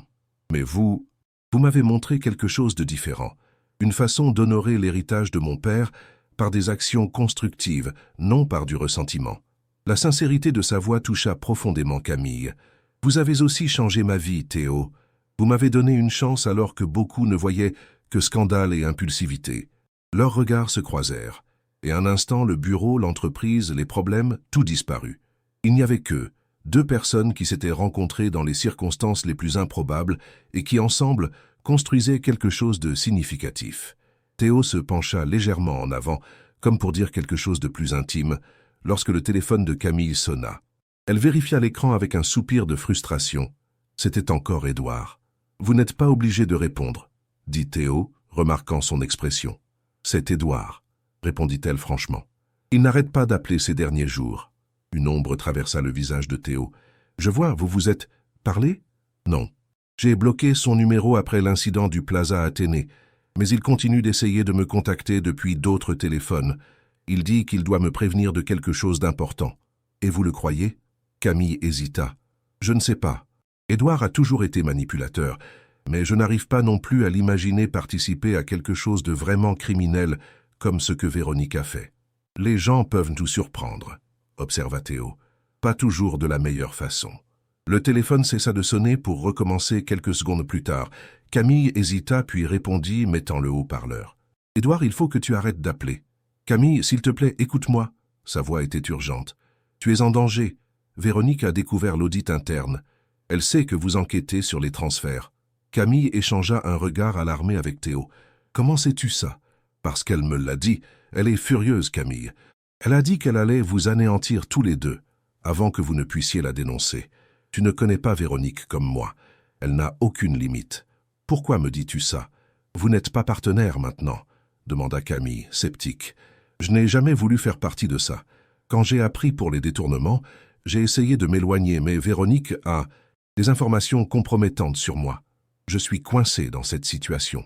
Théo, qui avait écouté en silence, se pencha vers le téléphone. « Qu'est-ce que Véronique prépare exactement, Édouard ?» Il y eut une pause surprise de l'autre côté. « Théo, tu es là ? Je suis là.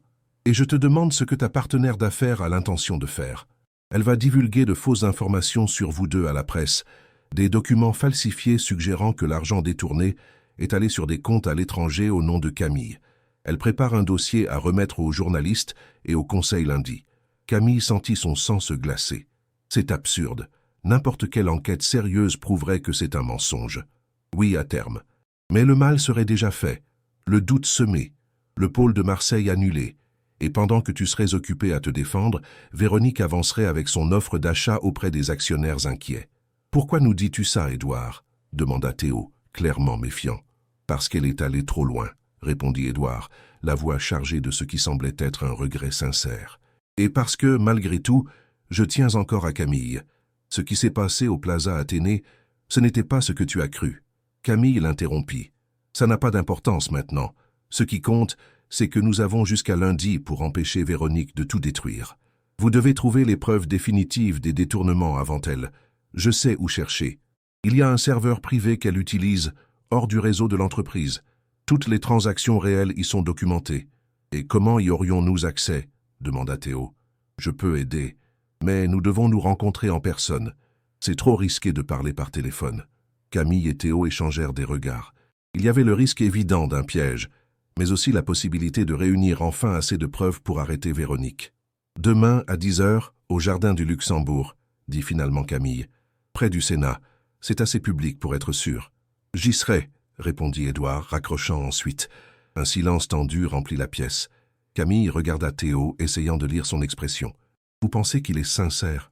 demanda-t-elle. « Je ne sais pas, » admit Théo. « Ça pourrait être un regret sincère ou une autre manipulation. Mais nous devons considérer que Véronique a vraiment découvert l'audit et prépare une contre-attaque. Que faisons-nous alors? Nous allons au rendez-vous, mais préparés.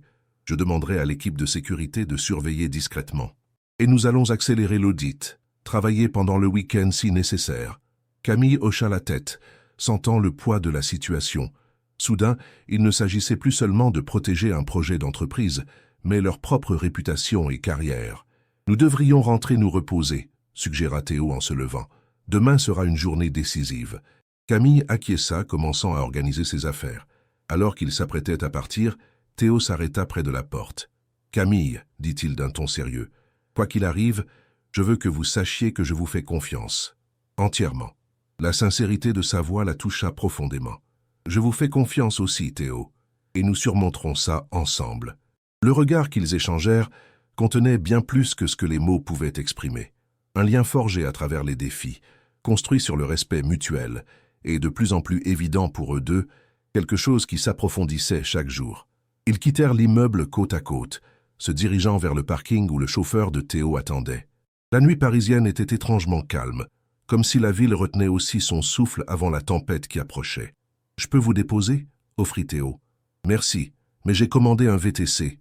Il devrait arriver. » Théo hocha la tête, bien qu'il semblât réticent à la laisser. « Soyez prudente, Camille, et prévenez-moi quand vous serez rentrée. »« Vous aussi, » répondit-elle, touchée par l'inquiétude dans sa voix.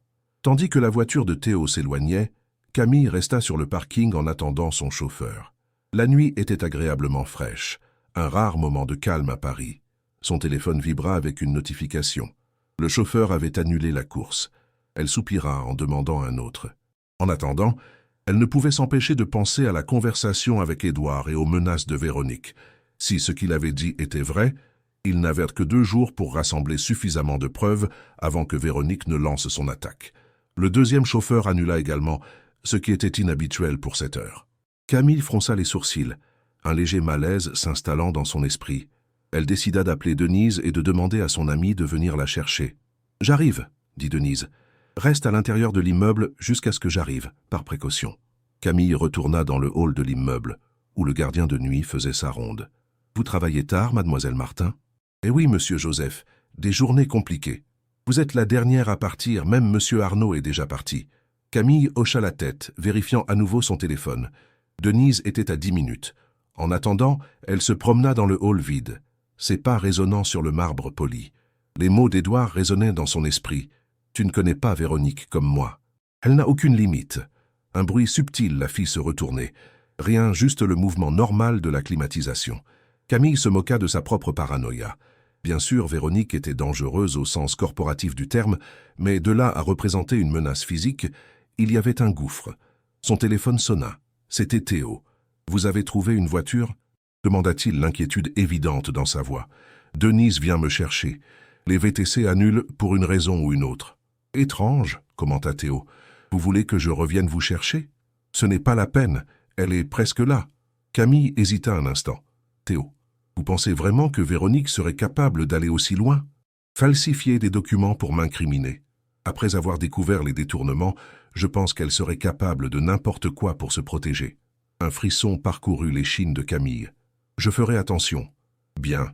Et pour demain, préférez-vous que nous allions ensemble au rendez-vous avec Édouard ? » ?»« Ce serait mieux, » répondit-elle. « On peut se retrouver 1 heure avant pour aligner la stratégie. »« Parfait.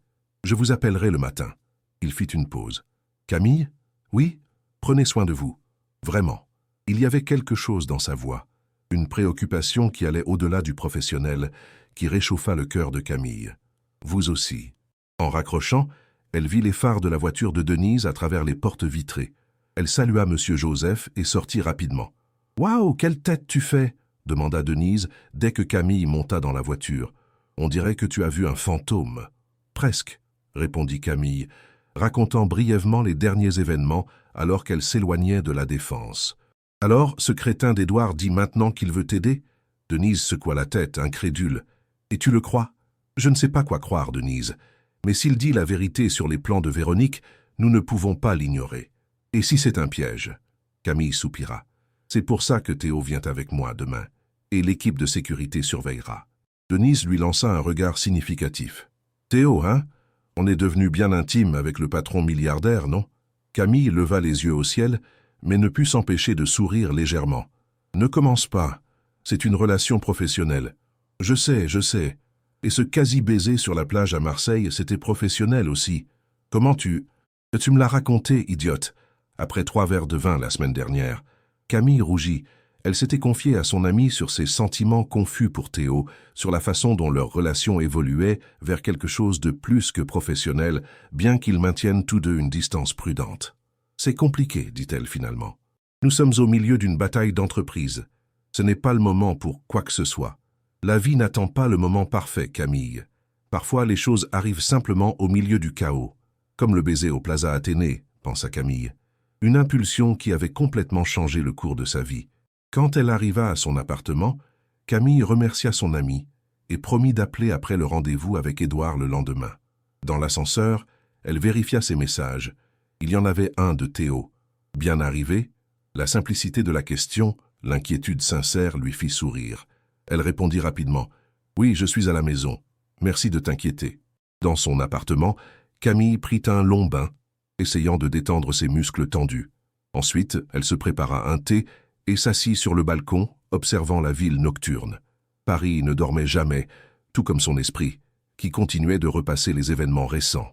Elle pensa à Édouard, à comment elle avait cru qu'ils construiraient quelque chose ensemble, à comment elle avait été trompée. Elle pensa à Véronique, à sa détermination froide et calculatrice. Et elle pensa à Théo, à l'homme qu'elle avait connu comme un simple inconnu dans un bar, au puissant PDG qu'il dirigeait maintenant, et à la personne complexe, avec des souvenirs d'enfance et des valeurs profondes qu'elle commençait à connaître vraiment. Son téléphone vibra avec un nouveau message. Elle espérait que ce soit à nouveau Théo, mais c'était un numéro inconnu. « Fais attention à qui tu fais confiance. Tout n'est pas ce qu'il paraît. Demain, arrive plus tôt. Nous devons parler seuls. » Camille sentit son cœur s'accélérer. Le message n'était pas signé, mais ça ne pouvait être qu'Édouard. Pourquoi voulait-il la rencontrer seule? Était-ce vraiment une information secrète ou un piège? Elle hésita, se demandant si elle devait prévenir Théo. Finalement, elle décida qu'il valait mieux lui en parler le matin. Elle ne voulait pas l'alarmer au milieu de la nuit, et elle avait besoin de temps pour réfléchir à la manière de gérer la situation. Elle s'endormit avec difficulté. Ses rêves agités peuplés de documents falsifiés, d'accusations dans les gros titres des journaux et de l'image de Véronique riant tandis que tout s'effondrait. Dans son rêve, Théo la regardait avec déception, comme s'il croyait aussi aux mensonges. Elle se réveilla tôt, se sentant moins reposée qu'elle ne l'aurait souhaité. Elle prit un café fort et s'habilla avec soin. Un jean foncé, des baskets confortables, un chemisier léger et une veste, des vêtements qui lui permettraient de bouger si nécessaire. Non pas qu'elle s'attende à une confrontation physique, mais la paranoïa commençait à s'infiltrer dans ses pensées. À 8h30, Théo appela. « Bonjour, bien dormi ?» demanda-t-il. « Plus ou moins, » admit Camille. « Théo, j'ai reçu un message étrange hier soir, d'un numéro inconnu, mais je pense que c'était Édouard. Il veut me rencontrer plus tôt, seul. » Il y eut un silence de l'autre côté de la ligne. « Tu n'y vas pas, n'est-ce pas ?» J'ai pensé que je devrais écouter ce qu'il a à dire. Camille, ça a toutes les caractéristiques d'un piège. Pourquoi ne pourrait-il pas nous parler à tous les deux? Ça peut être qu'il a des informations qu'il ne veut partager qu'avec moi. Édouard a toujours été réservé. Eh bien, vous ne vous êtes jamais bien entendus. Théo soupira audiblement. Je n'aime pas ça.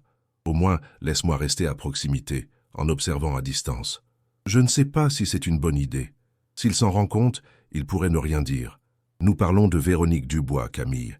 Une femme qui a détourné des millions de l'entreprise et qui est maintenant sur le point de ruiner ta réputation.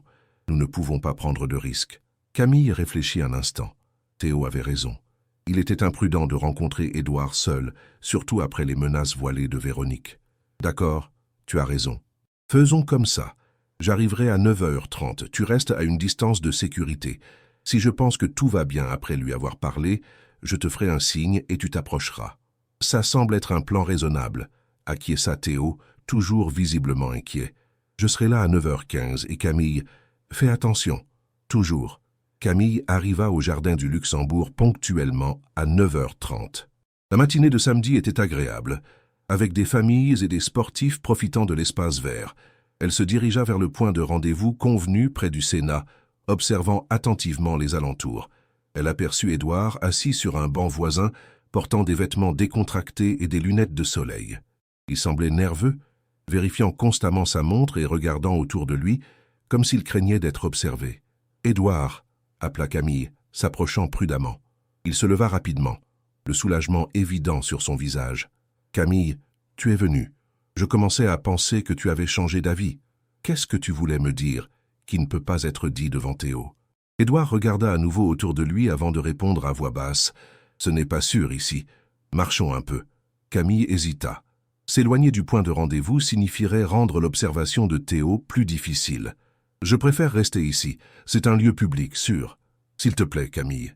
Ce que j'ai à te dire est compliqué et personnel. » Contre son meilleur jugement, Camille hocha la tête et commença à marcher à côté de lui, restant dans une zone ouverte et visible. « Véronique n'est pas seule dans cette opération de détournement, » commença Édouard. « Il y a d'autres personnes impliquées, des gens puissants. Qui? Des membres de l'ancien conseil de FGI, certains encore dans l'entreprise. » Édouard semblait sincèrement perturbé. Quand Théo a été écarté après la mort de son père, ce n'était pas seulement une manœuvre d'entreprise, c'était une conspiration planifiée. Camille fronça les sourcils. « Que veux-tu dire par là ?» Édouard baissa encore plus la voix. « Théo ne t'a pas dit toute la vérité, Camille. Son père n'est pas mort d'une crise cardiaque. Il a été empoisonné. » L'affirmation choquante fit s'arrêter brusquement Camille. « C'est absurde. Tu dis que c'était un meurtre? Il y aurait eu une enquête.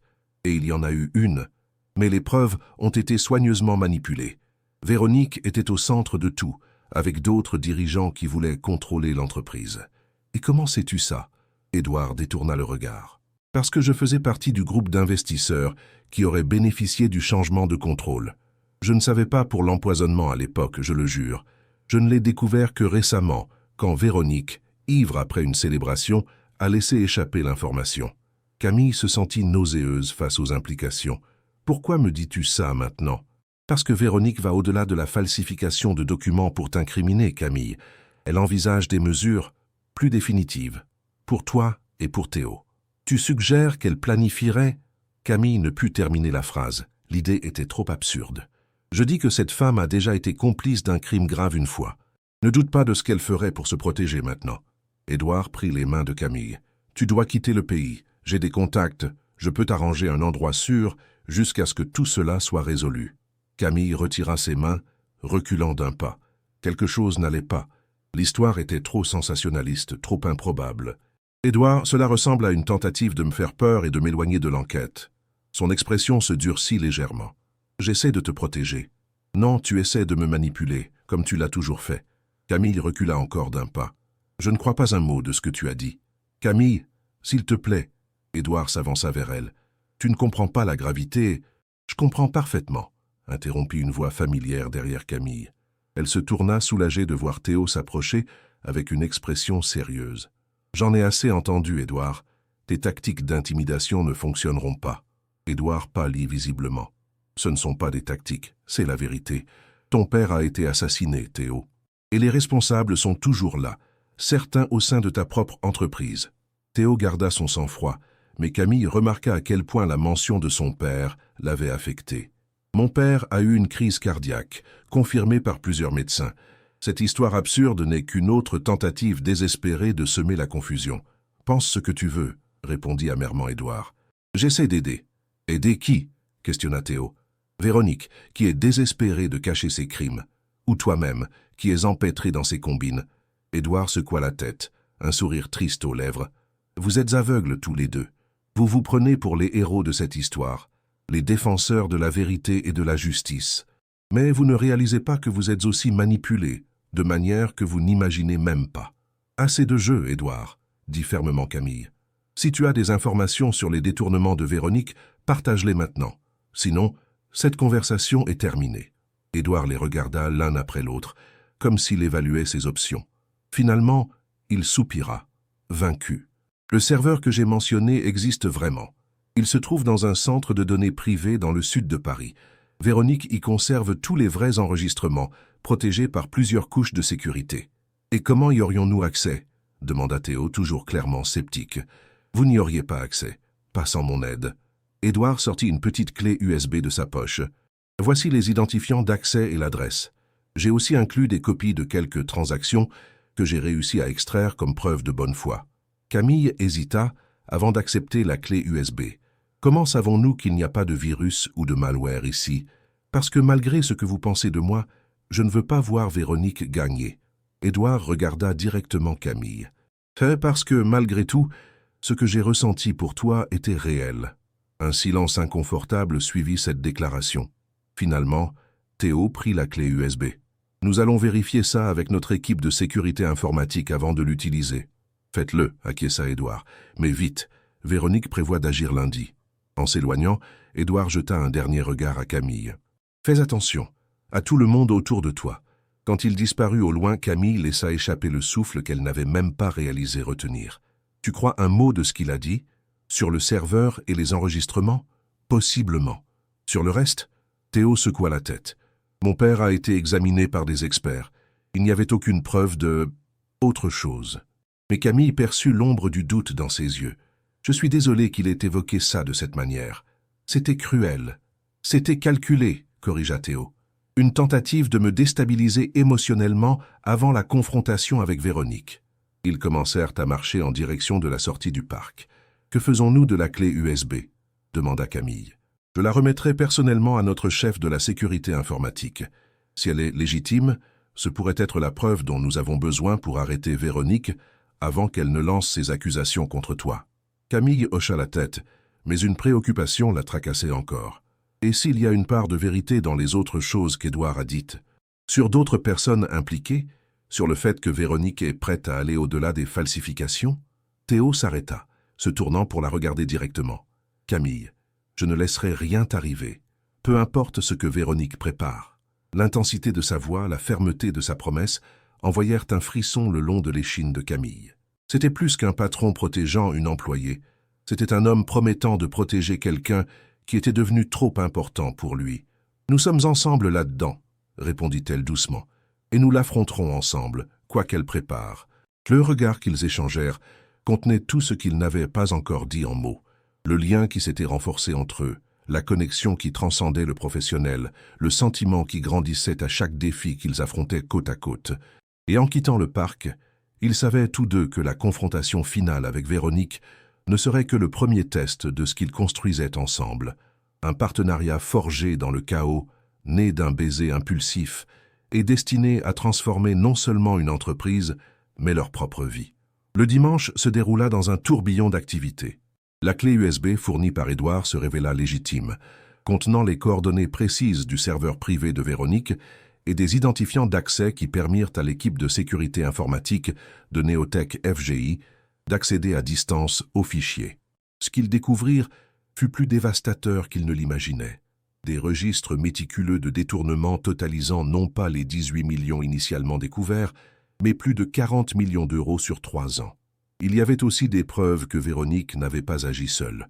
D'autres dirigeants étaient impliqués, dont 2 membres encore actifs du conseil. C'est suffisant pour une procédure pénale, observa l'avocat en chef de l'entreprise, examinant les documents lors d'une réunion d'urgence dans la demeure de Théo à Neuilly-sur-Seine. Nous pouvons transmettre cela à la police judiciaire dès demain. Et quant à sa menace contre Camille, demanda Théo, l'inquiétude évidente dans sa voix. Édouard a dit qu'elle prévoyait de lancer de fausses accusations demain. Nous avons maintenant l'antidote parfait, répondit l'avocat. Si elle tente quelque chose, nous répondrons immédiatement avec les preuves réelles. Il lui sera impossible de maintenir un quelconque récit mensonger. Camille, qui suivait la réunion assise à côté de Théo, se sentait toujours inquiète. Je ne pense pas que Véronique va simplement abandonner quand elle réalisera que nous avons les preuves. Je suis d'accord, dit Théo. Elle va tenter quelque chose de différent. Nous devons être prêts à tout scénario. Après la réunion, une fois les professionnels partis, Camille et Théo restèrent sur la grande terrasse de la demeure, observant le coucher de soleil teinter le ciel parisien d'orange et de rose, rappelant ce moment à Marseille. Demain sera une journée décisive, commenta Théo, servant 2 verres de vin. Camille accepta le verre, ses doigts effleurant brièvement les siens lors de l'échange. « Je m'inquiète de ce que Véronique pourrait faire lorsqu'elle se sentira acculée. Nous l'avons vaincue, Camille. Elle le sait. C'est exactement pour ça que je m'inquiète. Les gens comme Véronique sont plus dangereux quand ils n'ont plus rien à perdre. » Théo l'observa pensivement. « Édouard t'a ébranlé avec cette histoire sur mon père, n'est-ce pas ?» Camille hésita. « Je ne crois pas que ton père ait été empoisonné, si c'est ce que tu demandes. Mais je crois que Véronique est capable d'actions extrêmes pour se protéger. Je n'en ai jamais douté. » Théo prit une gorgée de vin, pensif. « Tu sais, quand j'ai repris le contrôle de l'entreprise, j'étais consumé par le désir de vengeance. Je voulais faire payer Véronique et les autres pour ce qu'ils avaient fait à FGI, à l'héritage de mon père. Et maintenant, je veux la justice, pas la vengeance. Je veux reconstruire, pas détruire. » Il regarda directement Camille. « Et c'est grâce à toi. » Son cœur s'accéléra sous l'intensité de ce regard. « J'ai juste fait mon travail. » « Non, Camille, tu as fait bien plus que ça. Tu m'as rappelé que les entreprises ne sont pas seulement des chiffres dans des tableurs ou des actions en bourse. Ce sont des gens, des vies, des rêves. Comme le pôle de Marseille, compléta-t-elle avec un doux sourire. Exactement. Un projet qui honore les origines de mon père tout en créant de réelles opportunités pour de vraies personnes. Théo posa son verre sur la table et s'approcha légèrement. C'est le genre d'héritage que je veux construire, et je veux que tu sois à mes côtés pendant que nous le faisons. Le double sens de ces mots, professionnels et personnels, n'échappa pas à Camille. Je le serai, répondit-elle simplement, sentant qu'ils étaient au bord de quelque chose d'important, de transformateur. Le téléphone de Théo sonna, brisant le moment. Il répondit avec une expression de frustration, mais son visage changea bientôt pour de l'inquiétude. « Je comprends. Oui, je prendrai des mesures immédiatement. » Quand il raccrocha, son visage était grave. C'était le chef de la sécurité. Quelqu'un a tenté d'accéder à distance aux serveurs centraux de Neotech. Ils ont spécifiquement visé les fichiers liés au pôle de Marseille. Véronique? Probablement. L'équipe a bloqué l'accès, mais c'est un signe clair qu'elle n'a pas abandonné. Théo se leva, tendu. « Je pense que tu devrais rester ici cette nuit, Camille. Par sécurité. »« Je ne pense pas que ce soit nécessaire, » répondit-elle, bien que l'offre fût tentante pour des raisons qui allaient au-delà de la sécurité. « Mon appartement a une sécurité 24h/24 et... »« S'il te plaît, » interrompit Théo, l'inquiétude sincère dans ses yeux. « Je serai plus tranquille en te sachant en sécurité. » Quelque chose dans la vulnérabilité de cette demande toucha profondément Camille. « D'accord, » accepta-t-elle finalement. « Mais je vais devoir passer chez moi prendre quelques affaires. Bien sûr, je demanderai au chauffeur de nous y conduire. » Dans l'appartement de Camille, Théo attendit dans le salon pendant qu'elle préparait des vêtements et des affaires essentielles pour la nuit.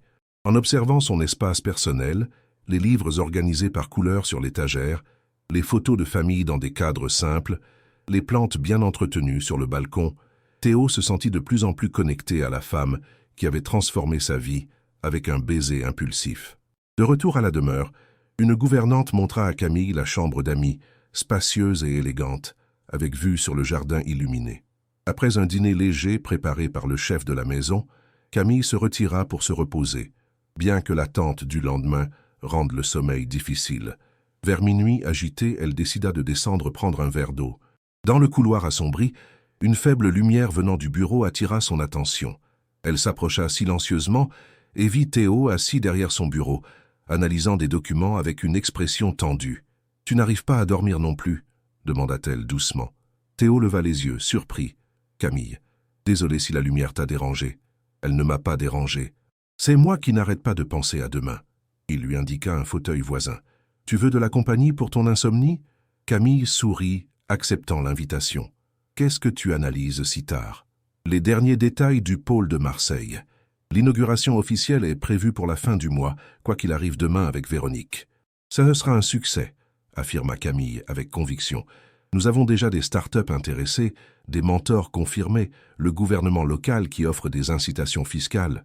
Tout ça grâce à ton travail acharné, » compléta Théo, une lueur d'admiration dans son regard. « Notre travail, » corrigea-t-elle. « C'est ta vision qui a tout déclenché. » Un silence confortable s'installa entre eux, le genre de silence qui n'existe qu'entre des personnes qui se comprennent profondément, au-delà des mots. Finalement, Théo parla. « Sais-tu ce qui m'impressionne le plus chez toi, Camille ?»« Quoi ?»« Ta capacité à transformer les impulsions en force. Ce baiser au Plaza Athénée aurait pu n'être qu'un moment de colère, une petite vengeance contre Édouard. Mais tu as transformé cette impulsion en un voyage de découverte de soi et de renouveau. » Camille réfléchit à ses paroles. C'était vrai.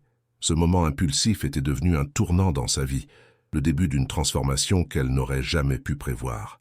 « Je n'aurais jamais imaginé qu'embrasser un inconnu dans un bar m'amènerait jusqu'ici, » admit-elle avec un sourire. « Et je n'aurais jamais imaginé qu'être embrassée par une inconnue changerait si fondamentalement ma perspective de la vie, » répondit Théo, lui rendant son sourire. Leurs regards se croisèrent, et cette fois il n'y eut pas d'interruption, pas de téléphone qui sonne ou de crise imminente, juste deux êtres humains reconnaissant la connexion extraordinaire qu'ils avaient construite au milieu du chaos. Théo se leva lentement et contourna le bureau, s'approchant d'elle. Camille se leva également, son cœur s'accélérant d'anticipation. « Camille » commença-t-il, sa voix plus douce qu'elle ne l'avait jamais entendue. « Je sais que le moment peut sembler étrange, avec tout ce qui se passe, mais je dois dire quelque chose avant que demain n'arrive. » Elle attendit, retenant presque son souffle. « Ce baiser au Plaza Athénée a peut-être commencé notre histoire, mais ce n'est pas ainsi que je veux qu'elle continue. Pas comme un hasard, une impulsion, une coïncidence du destin. » Théo fit un pas de plus, éliminant presque toute la distance entre eux. « Je veux que ce qui suivra soit un choix conscient, de nous deux. Je le veux aussi, » murmura Camille, admettant enfin pour lui et pour elle-même ce qui grandissait dans son cœur ces dernières semaines. Avec une délicatesse qui contrastait avec sa fermeté habituelle dans les affaires, Théo toucha le visage de Camille, ses doigts traçant doucement le contour de sa joue. Elle ferma brièvement les yeux, sentant la chaleur de ce contact. Quand leurs lèvres se rencontrèrent enfin, ce ne fut pas avec l'impulsivité de cette première fois au Plaza Athénée, mais avec la certitude tranquille de celui qui a enfin trouvé son chemin vers la maison après un long voyage. Le baiser s'approfondit, révélant des sentiments que tous deux avaient regardés trop longtemps pour eux. Quand ils se séparèrent enfin, ils restèrent front contre front, partageant le même air, le même espace, le même moment parfait. « Peu importe ce qui se passera demain, » murmura Théo, « nous l'affronterons ensemble. » Le lendemain matin, ils arrivèrent à Néotech FGI comme un front uni. La nuit partagée, avec des conversations jusqu'à l'aube, d'autres baisers, des projets d'avenir chuchotés, avait solidifié quelque chose entre eux, un partenariat qui transcendait le professionnel et le personnel pour devenir quelque chose de entièrement nouveau. L'avocat en chef les attendait déjà avec des nouvelles. « Nous venons de recevoir une notification. Véronique a convoqué une réunion extraordinaire du Conseil pour 10 heures. Le thème officiel est « Irrégularité dans la gestion actuelle ». « Comme prévu », commenta Théo. Tout est prêt pour notre réponse? Oui, nous avons les preuves organisées, la police judiciaire en attente et des communiqués préparés pour la presse et les actionnaires. À 9h45, Théo et Camille se dirigèrent vers la salle du conseil au dernier étage. Les conseillers commençaient déjà à arriver, y compris les deux qui, selon les preuves, étaient impliqués dans les détournements avec Véronique. « Monsieur Arnaud, Mademoiselle Martin », salua froidement l'un d'eux. Walter Campos, un cadre supérieur qui avait travaillé avec le père de Théo. « Une surprise de vous voir ici si tôt. Nous avons pensé qu'il serait important d'être présent, compte tenu du thème de la réunion, » répondit Théo avec une froideur égale. À 10 heures précises, Véronique entra dans la salle, accompagnée d'Édouard. Tous deux semblèrent momentanément déstabilisés de voir Camille et Théo déjà présents. Mais Véronique retrouva rapidement son sang-froid, prenant sa place à la table avec une confiance calculée. « Messieurs les conseillers, » commença-t-elle sans préambule, « j'ai convoqué cette réunion pour présenter des preuves alarmantes sur la gestion actuelle de Néotech FGI. » Théo resta impassible, l'observant dérouler son récit soigneusement construit sur de prétendus détournements de fonds vers des comptes à l'étranger liés à Camille. Les accusations étaient graves, les falsifications impressionnamment détaillées. Quand Véronique conclut enfin, regardant triomphalement Camille, comme si elle savourait déjà sa destruction, Théo se leva calmement. « Je remercie Madame Dubois pour sa présentation créative », dit-il avec une ironie contrôlée. « Maintenant, si vous le permettez, j'aimerais présenter quelques faits supplémentaires qui jettent une lumière complètement différente sur cette situation. » Ce qui suivit fut une démolition systématique des accusations de Véronique. Avec une précision chirurgicale, Théo et l'avocat en chef présentèrent les preuves réelles des détournements, y compris des documents signés par Véronique elle-même, autorisant des transferts vers des sociétés fantômes. « Comme vous pouvez le voir, » conclut Théo, « non seulement Madame Dubois a détourné plus de 40 millions d'euros de l'entreprise au cours des 3 dernières années, mais elle tente maintenant de couvrir ses crimes en accusant faussement ma conseillère. » La couleur avait disparu du visage de Véronique, remplacée par une pâleur morbide. Édouard, à ses côtés, semblait tout aussi abasourdi. « C'est une mascarade » protesta-t-elle faiblement. « Ces preuves ont été fabriquées. Curieusement, c'est M. Rousseau lui-même qui nous a fourni l'accès à votre serveur privé, » rétorqua Théo. « Apparemment, il a plus de conscience qu'il n'y paraît. » Édouard évita le regard furieux de Véronique, fixant la table devant lui. Messieurs Campos et Ferreira apparaissent également abondamment dans la documentation, continua Théo, désignant les 2 conseillers impliqués qui semblaient maintenant vouloir disparaître dans leur fauteuil. La police judiciaire a déjà été prévenue et devrait arriver d'un moment à l'autre. Comme invoqué par les mots de Théo, des agents de police entrèrent dans la salle, menés par un commissaire qui informa formellement que Véronique Dubois était emmenée pour être entendue sur de graves accusations de détournement de fonds et de tentative de fraude. Alors que Véronique était escortée dehors, elle lança un dernier regard venimeux à Camille. « Ce n'est pas fini, » siffla-t-elle. « Tu ne sais pas à qui tu as affaire. » Camille soutint son regard sans vaciller. « Je sais exactement à qui j'ai affaire, Véronique, et je n'ai pas peur. » Les heures suivantes se déroulèrent dans un tourbillon d'activités. Dépositions à la police, communiqués de presse, conversations avec des actionnaires nerveux. À la fin de la journée, épuisés mais victorieux, Camille et Théo eurent enfin un moment seuls dans son bureau. « On a réussi, » dit-elle avec un soupir de soulagement. « Grâce à toi, » répondit Théo, prenant ses mains dans les siennes. « Ta perspicacité a identifié les incohérences dès le début, ton courage à l'affronter même quand elle a essayé de détruire ta réputation. »« C'était un effort commun, » corrigea Camille, « et nous avons encore beaucoup à faire. L'entreprise doit se remettre de ce scandale. Le pôle de Marseille doit être lancé comme prévu. » Théo sourit, touchant doucement son visage. « Toujours concentré sur la prochaine étape. C'est l'une des choses que j'admire le plus chez toi. »« L'une des choses ?» le taquina-t-elle avec un léger sourire. « La liste est longue, » répondit-il, se penchant pour un bref baiser, « et nous avons tout le temps du monde pour l'explorer. » 3 semaines plus tard, Camille se promenait dans l'espace fraîchement inauguré du pôle d'innovation Sud-Est, au cœur d'Euroméditerranée à Marseille. Le lieu bouillonnait d'énergie et d'enthousiasme, avec de jeunes entrepreneurs présentant leurs start-up à des investisseurs et mentors potentiels. « Impressionnant, n'est-ce pas ?» dit Théo, s'approchant avec 2 coupes de crément local, produits par un vignoble familial de la région. En seulement un mois, nous avons déjà 20 start-up incubées et 3 tours de financement confirmés. Camille accepta la coupe, regardant autour d'elle avec une fierté sincère. C'est plus qu'impressionnant. C'est transformateur. Après la chute de Véronique, la restructuration de Neotech FGI avait été intense, mais productive.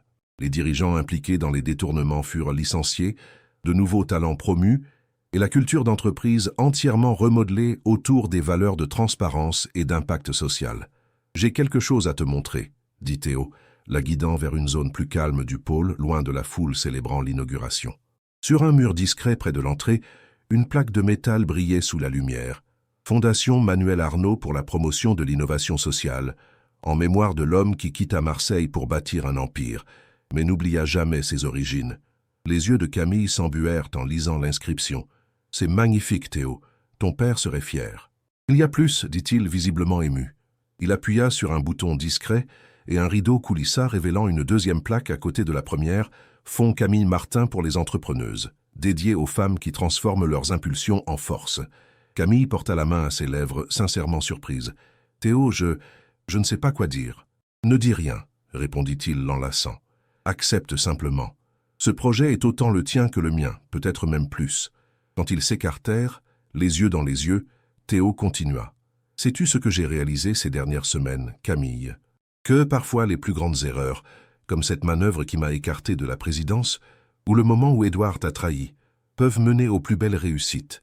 Comme un baiser impulsif à un inconnu au milieu d'un bar chic, suggéra-t-elle avec un sourire. « Exactement, » rit Théo. « Sans ce moment de désespoir et de colère, nous ne nous serions peut-être jamais vraiment rencontrés. Nous n'aurions jamais construit ça. » Il fit un geste autour de lui, indiquant non seulement le pôle physique, mais tout ce qu'ils avaient créé ensemble. Une entreprise renouvelée, des projets à impact et une relation basée sur le respect mutuel et une admiration sincère. « Du chaos est né quelque chose de beau, » acquiesça Camille. « Et nous ne faisons que commencer, » dit Théo, ses yeux brillants de projets et de promesses pour l'avenir. La Fondation Manuel Arnault et le Fonds Camille Martin ne sont que le début. J'imagine des pôles similaires dans toute la France, des réseaux de soutien aux communautés vulnérables, des projets qui transforment vraiment des vies. « Ça a toujours à voir grand, » observa Camille avec affection. « J'ai appris avec toi à transformer les rêves en projets concrets, » répondit-il. « Nous formons une bonne équipe, tu ne trouves pas? »« La meilleure, » acquiesça Camille, scellant l'affirmation d'un baiser. Au loin, les flashs des appareils photo capturaient le moment. Le puissant homme d'affaires et sa partenaire, désormais officiellement un couple, célébrant non seulement l'inauguration d'un projet commercial, mais le début d'un chemin partagé. Cette fois, cependant, Camille ne se souciait pas des photos ou de ce qu'on dirait. Elle avait appris que la vérité de ses sentiments était plus forte que n'importe quel récit extérieur. Un an plus tard, le pôle d'innovation Sud-Est était devenu un cas d'école étudié dans les écoles de commerce internationales. Le modèle combinant rentabilité et impact social s'était avéré non seulement viable, mais extrêmement lucratif. Neotech FGI s'était étendu à de nouveaux domaines, en maintenant toujours les valeurs que Théo et Camille avaient établies ensemble. Un après-midi ensoleillé, marchant sur la même plage du Prado où ils avaient partagé ce quasi-moment des mois plus tôt, Théo posa enfin la question qu'il répétait depuis des semaines. Agenouillé sur le sable, avec le coucher de soleil peignant le ciel des mêmes couleurs intenses que ce jour-là, il offrit à Camille non seulement une bague, mais la promesse de construire ensemble un avenir où les impulsions se transformaient en force, où les erreurs menaient aux réussites et où l'amour naissait même des moments les plus improbables. Et Camille, la femme qui avait un jour embrassé un inconnu dans un acte de désespoir, disait maintenant oui au même homme dans un acte de certitude absolue.